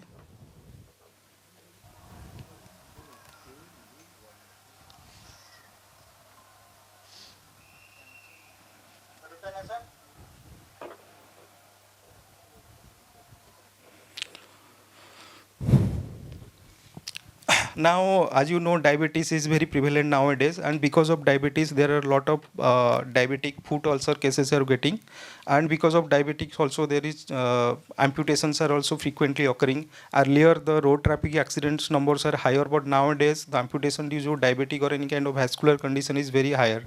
So for them, the prosthetic requirement or the rehabilitation plan is different, like the earlier conventional model. So diabetics affects more than 420 million people worldwide, with India contributing 77 million cases according to the WHO. The severe physical damage caused by charcot foot that is a deformity of joint, and where the joint get collapsed, and the idiopathic foot ulcers potential leading to amputation. So here I would like to show you a patient's story. Like, she's a old lady around 65 years old. Because of the Charcot arthropathy, the joint is all completely deformed. So in this condition, the patient is not able to bear his body weight, and she's also having the DFUs, or diabetic foot ulcers, all over the foot, and she's a potential candidate maybe for the amputation. And to control the condition, we have provided a Charcot walker, Charcot restraint orthotic walker, and now we can align his foot to the rest of the body part, so that she can able to bear the weight properly, and there could be proper weight distribution, and she can walk comfortably compared to the previous condition. And our role is also important in the pre and post operative care and counseling part. So some patients are anticipating amputations, because this is a new world for them, and they know they are going for a life-saving procedure, a catastrophic procedures very soon. So counseling to them is a very difficult part.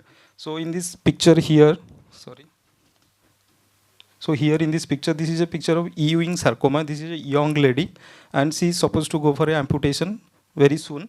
So that time when she reported to us, so I did her counseling and how the patients are getting processes after amputation, how they are doing their activities, and how they are getting back to the society. After that, her anxiety level reduced little bit, and I felt that she is now ready for the procedure. She might be got amputated. She never reported after that, but is sent from the oncosurgery department. And here, this is a lady, this is a candidate for the revision amputation. Earlier, she used a very conventional processes. Because of that, that processes design was not appropriate. Because of that, she is not properly rehabilitated, and ultimately she landed up in amputation. And during the amputation procedure, we have planned for the IPOP for that patient. IPOP means immediate prosthetability prosthesis. So in that procedure, after the amputation, patient is allowed to bear his body weight, so that we can minimize the disability period or bed ridden period of that patient. So here, after the next day of amputation, with a IPOP, the patient is able to bear his body weight, and she is able to walk. And after few months, when the wound is healed properly and stump is matured, we have provided a definitive processes to her, and she can walk in, or she can do her activities in full-fledged manner and get back to the society.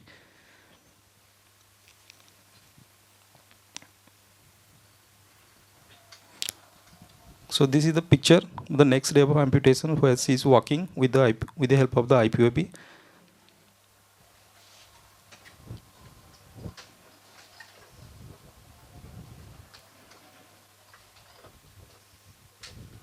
Now after 3 months, she's working with the definitive processes.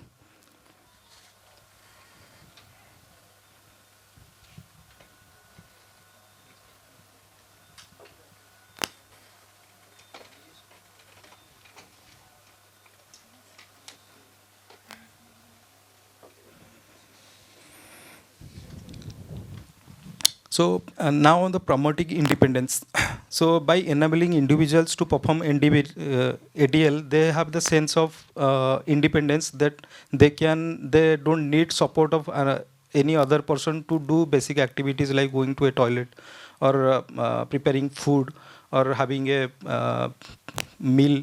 So they can do it by yourself. So here you can see, she's a patient. Is my earlier patient actually, earlier organization where I was worked. So this lady is a trans shoulder disarticulation patient. We kept the this arm portion in a proper fixed position, and he has a moving elbow joint. So she can reading the newspaper by herself. We can see in this picture. So and here this is a traumatic brain injury patient, and because of that he has weakness or paralysis of all most of the upper limb and lower limb muscles, and he is not able to do his basic activities like having a cup of tea, which is very basic things for a normal person, but he is not able to do. So we have designed a specially adaptive devices, that is a mug with a handle, universal cup, so that it can hold, because his gripping power is not there. So this is attached or temporarily attached to his wrist or to his hand, so that he can do some drinking activities. And here also, like basic writing activities, which is a basic thing for a normal person, and for a disabled person it means a challenging task. So we did some customized adaptive device so that patient can hold it and do the writing activities. And then facilitating economic and educational opportunity. What it means making a person able so that he can pursue his old career, his old job, and he can earn some resources for his family to continue. So here in this picture, like this is an old man. He's a very experienced auto driver, and because of RTA, he lost his right limb. Now he won't able to ride a auto, and he cannot give earn money, and he cannot run his family. So because with the processes, now he can pursue his old career and earn money and run his family. And the below picture, so he's a school going adolescent child. So he is having some spinal deformity and lower limb paralysis, and because of that his spine is not erected position, so he is having difficulty in sitting a problem. And we have provided the spinal orthosis with them. Now he can sit in a proper posture, and along with that we have provided a modern wheelchair so that he can able to go back to school, or he can easily do some home activities or mobilization.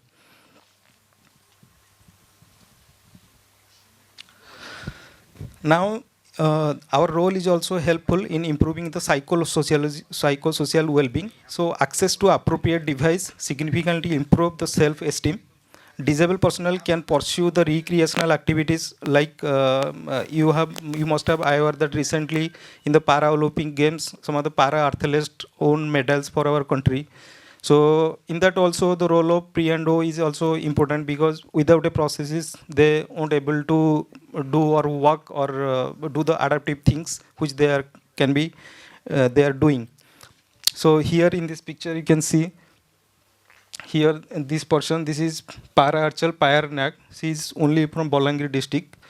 So he's a Khelo India Para Games medal winner. So she is a four type of limb amputation, like with both his upper extremity as well as lower extremity from the below the knee level. Now he is wearing a endoskeletal TT prosthesis, and with a special adaptation he can hold this arrow and do his activities or recreational activities. And here she is a blade runner with a special adaptive processes or sports type of processes or blade. She can able to run or take part in the marathon activities or sprinting activities. So this is the para athletes, those won the medals for our country in the recent concluded Paralympic Games. So I would like to conclude that the role of P&O is important. Simultaneously, the other associated professionals, like their role also as much important, because it's not an independent thing that we will do something to a patient, because other things also very much important, like the physiatrist, like the physical therapist, like the social worker, occupational therapist. When they contributed equally, we can get a complete rehabilitation outcome. So with that, I will conclude my presentation. Thank you. Thank you very much. Thank you, Mr. Raut, for clearly conveying how P&O services form the technical backbone of functional restoration and social reintegration for many persons with disabilities. So we move on to our final scientific lecture of today, which is on enhancing inclusive healthcare, improving nursing care for persons with disability by Ms. Nadia Krishnan, ma'am, Assistant Professor, College of Nursing, AIIMS Bhubaneswar. Ma'am, kindly take the stage and share your expertise. And I would like to, at the outset, congratulate the department for having this program. on this day.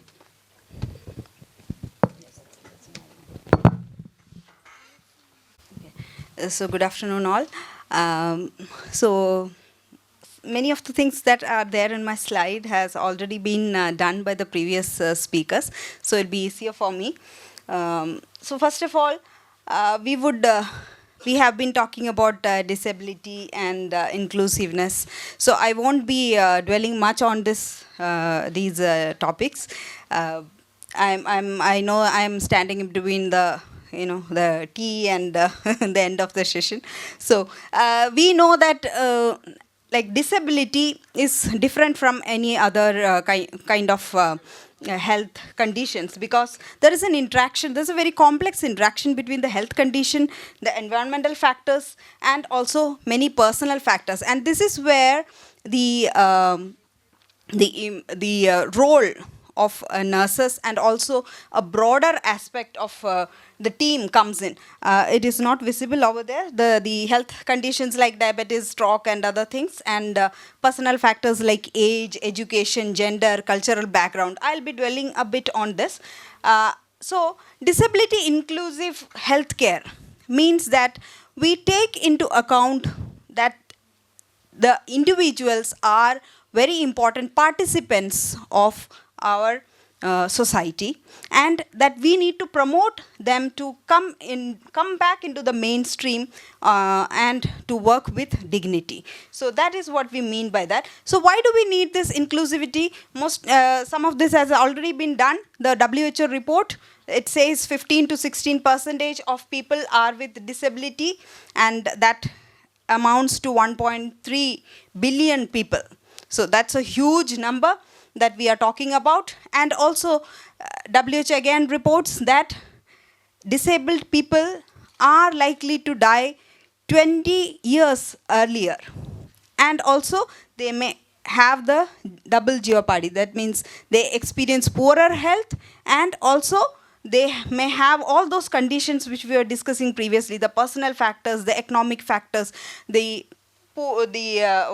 social stigma, everything working against them. So that adds to more than 6 times hindering accessibility. We know that in a country like ours, accessibility is already a problem even for like a so-called like abled people. So within that, when somebody is disabled, the accessibility goes back again by 6 times.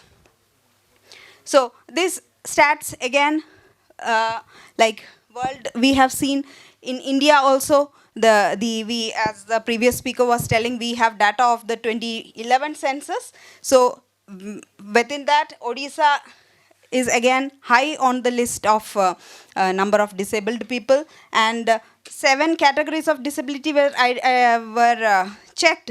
And we have different percentage of people as labeled as the stats says different percentage every time, because what depends upon what is the definition of disability that they are following. So here in Odisha, the maximum disability was reported was multiple ones. That means they are having more than one disability among these other 7 categories which are given there. So why do we need this inclusivity? Because that is the theme for this year. So why is it being heightened? The majority of the people who we are losing to disability are those who are supposed to be the earning members of their family, who are supposed to be productive and kind of contributing to the economic growth. So when they are disabled, or if they are moved out from the mainstream, what happens is that it impacts a lot on the families and on the country as a whole, on the world economy. And WHO again says 80% of people with disability of working age are out of work. So that is again, that compounds to the problems they are already facing. So this is again just to complement whatever I was telling. The gender, males and females, Males are reported more, as the sir was telling earlier. Females, the reporting rates might be the reason why it is shown as lower over here. And also, again, when we look at this, why I was just putting this is how all these socioeconomic factors are working against people with disability. People with disability tend to be, if you look at these graphs, literate, 45% of people are illiterate. So again, they are, further being pulled down in the social stratas. So one of the goals of SDG, Sustainable Development Goals, is inclusive healthcare, and for that, again, we need people with disability within the net of healthcare. So these are the reasons why we are talking about inclusivity of disabled personnel in healthcare. So what is it that we mean by, because when I talk about nursing care, I need to talk first about the healthcare as such, and then I would just come into the nursing care part of it. So here we already have been discussing about some of these factors that we need to speak about accessibility, dignity, and safety, and equality when it comes to treatment. So when we say that the care or healthcare is disabled friendly, we mean there should be physical accessibility, there should be inclusive signages and navigation like assistances, assistive technologies, we have been having lectures on that, inclusive service delivery, staff sensitization, then disability sensitive communication, and inclusive policies and disaster preparedness. So these are the things which comes to what you call as an inclusive healthcare. So, physical accessibility, most of us are aware of it. Most of us think that physical accessibility means, or accessibility of healthcare to disabled people means building a ramp. Because, that is the most immediate thing which comes to our mind. But ramp doesn't just mean, or that only a ramp doesn't mean that they are accessible. Every point they face hindrance. So that has to be followed through.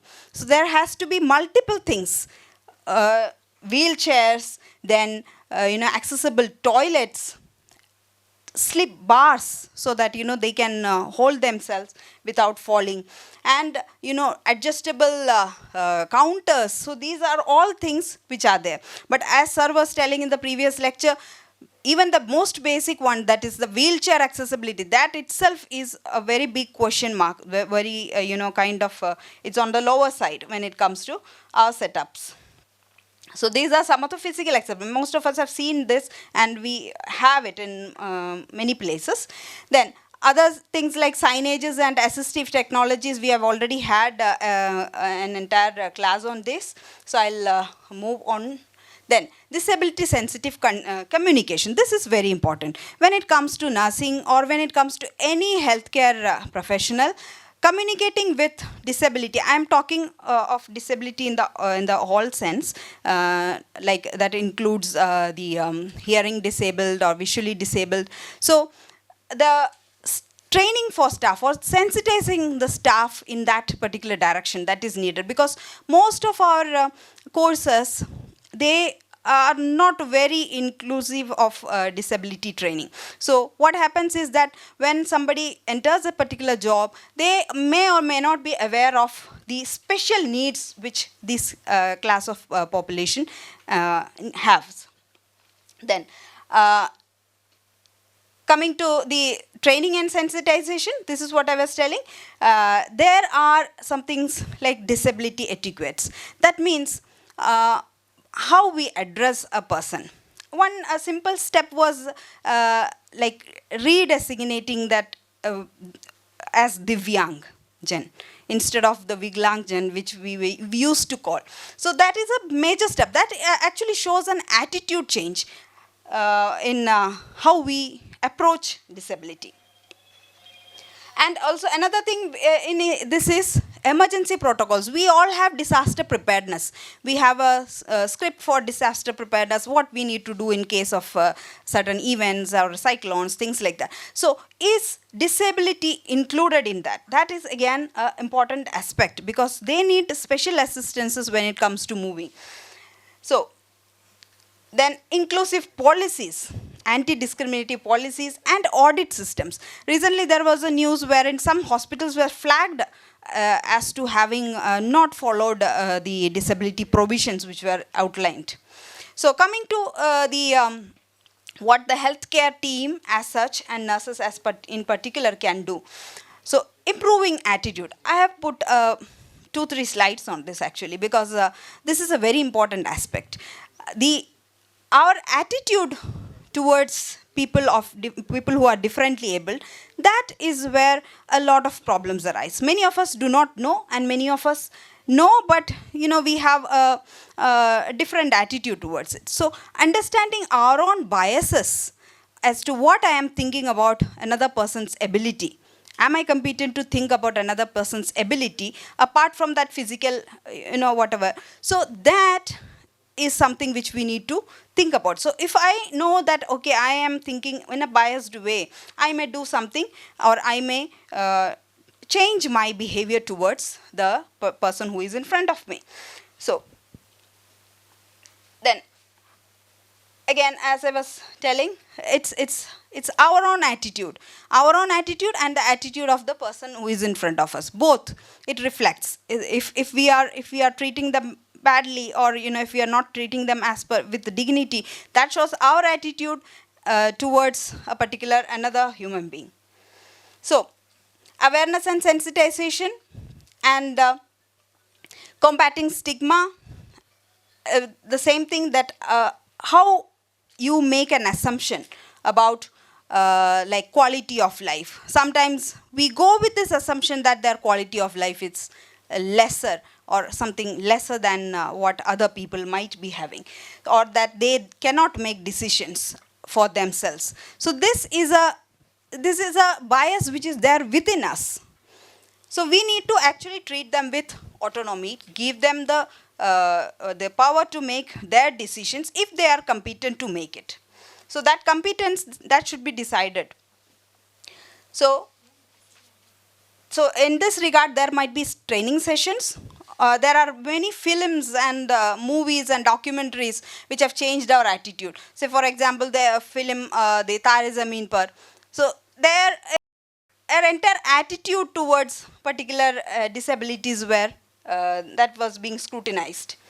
So patient-centric approach and rights-based approach. This is what I was telling you. Like we need to give them the autonomy to make decisions regarding their care, and also like what they need to do and how much independent they can be. Now, inclusive communication techniques, I have already touched upon this. So we may, with experience, we may gain certain insights about how to communicate with differently abled people, but also there are trainings which nurses or the healthcare team can undergo, which can enhance this ability. Then, if we are dealing with hearing impaired people, we may ensure visibility of our lips and face, so that because they interpret from the movement of our lips, then offer written or text-based alternatives. So these are things which most of the times we do it. And then patients with speech impairment, then they can be like, there can be, these days we have a lot of assistive devices on this, like AI based and also software based things are there. So those can be used. And for visually impaired patients, we can have, we may need documents in accessible format like Braille, or the verbally explain the procedures and the surroundings, make them acquainted with what the environment better, especially in a hospital which they are new to. Then consent forms, this is again a hospital policy kind of thing, wherein they can have a larger font of things so that it is easier for these patients to use. Now, teaching tools, many teaching tools are available. I was just checking these videos or YouTube videos from NIMHANS and this NIEF PAD. So there they give resources on how to train healthcare personnel also on caring for these patients. So this again was shown in by one of the previous speakers. So they again give a lot of assistance to differently abled people to on a variety of aspects. So and other things are like when some clinical procedures are going on, or we are having some assessments. So these things and all, they need to be catered to the disability of the patients. Then another important thing is collaboration. There are a lot of NGOs, there are a lot of government schemes which we need the patients to be sensitized, to direct them to the concerned people who can help them with certain aspects. Say for example, some of the schemes which we were discussing. So those can be they can be directed towards that. So there are many foundations like these who are working for disabled people. So these can be the people can be directed towards this. And AI and telehealth is on the rise, and so they are also helping people with disability in better access, and also in better communicating their needs. So in conclusion, I would like to say that inclusive care is not a one-day kind of an activity. So we are in it, or we are supposed to be in it for throughout. And so nurses play a critical role in breaking barriers and promoting this equitable care. So at the end, I would like to end with this quote by Stephen Hawking. However difficult life may seem, there is always something you can do to succeed at. So thank you so much, and thank you for the opportunity. Thank you, ma'am, for that insightful talk and for reminding us that inclusivity in healthcare begins at the bedside through attitudes, communication, and simple adaptations in care. Now, I request Dr. Jagannath sir and Dr. Apurva sir to felicitate our distinguished speakers.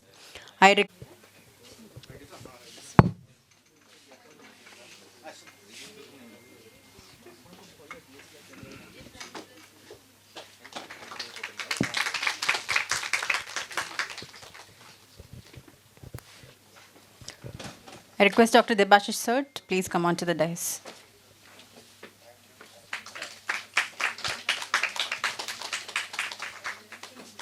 Thank you, sir. I request Dr. Swaroop sir to please come on to the dais.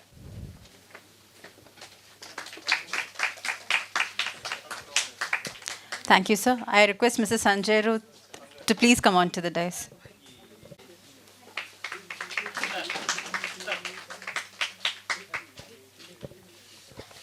Part of today's program, the prize distribution for the poster competition. These posters reflect the creativity, research aptitude, and commitment of our students and residents towards disability-related themes. I request Dr. Apurva Varman sir and Dr. Jagannath sir to kindly join us for the prize distribution. As each winner is called, I request you to come forward and receive your prize. First, we share the third place, and it is shared between two people. Kalpana Biswal, Assistant Nursing Superintendent, and Kamali D, Nursing Officer.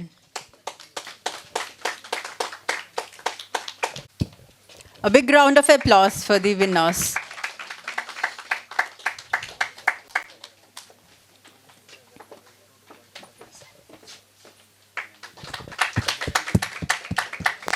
Congratulations. The second place is backed by Sabina Mullah, Ms. Sabina Mullah, Nursing Officer. Congratulations, ma'am. And the first place goes to Kalyani Bala Behra, Assistant Nursing Superintendent. Congratulations, ma'am, and a big round of applause. To all the winners and participants, your work adds new perspectives to disability inclusive care and inspires all of us. To formally conclude today's CME, I would now request Dr. Apurva Varman sir, Additional Professor, Department of PMR, to deliver a vote of thanks. So please.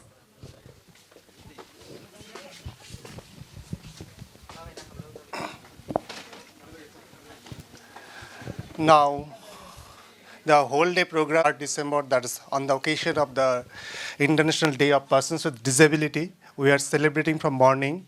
So morning we did that walkathon. After that we did another session, that is inauguration program. Then we did that our CME program. So it is time to conclude. So as we are concluding this program from the bottom of the heart, from the department, we are just sincere thank you each and every one for participating in this event. And in between that inauguration ceremony, many speakers came. So we could, for their encouraging words, it motivated us. So, and another person, the most important part, the occasion for whom it is being celebrated, disabled persons, we could not call them because of this. We are away from the department. We organized this CME in the main event. They are the most important part, but we are missing them. And for them only, we are organizing and to make awareness among the common people so that we can change ourselves. So that's why we are organizing. So, and a special thank you to our PMR family and each and every member. So here from PT, OT, technical staffs, many other persons are there in nursing college students. Wholeheartedly they participate in poster sessions and in many different ways, starting from that supplying supplying from that flower, arranging everything, mic, So I could not tell so many persons involved in this involved in the program, so I could not even recollect who was involved. But whom we have approached them, they energetically, enthusiastically, they participated. We are indebted to them. We are very much thankful to them. Another two important persons we should tell, that is one is Vandana ma'am and Ipshita madam. We called this in last moment. Immediately they said yes, and for their sponsorship and whatever that we have made it, And at the end, just we should not, the purpose of that program, just to equitable and inclusive society, for the purpose for which we are organizing, we should collectively reaffirm that our commitment, that we should not forget that for equitable and inclusive society for which we are meeting it. So by saying that, I'm concluding the program, and at the end, just our beloved, our HOD sir, Jagannath sir, who always motivates us to force us to do the good things, so to accumulate. At the last moment, initially also we thought that we would be doing, not doing, so but his enthusiasm, he forced us to just to organize this program, and our students, they are tirelessly since last few days, they are working. So from special thank you for each and every one for this work. I'm saying thank you. Jai Hind. Graceful words of appreciation and acknowledging all of us, our efforts in making this event successful. So with this, we are now concluding today's CME, and I would request everyone to please rise for National Anthem. National Anthem, sir.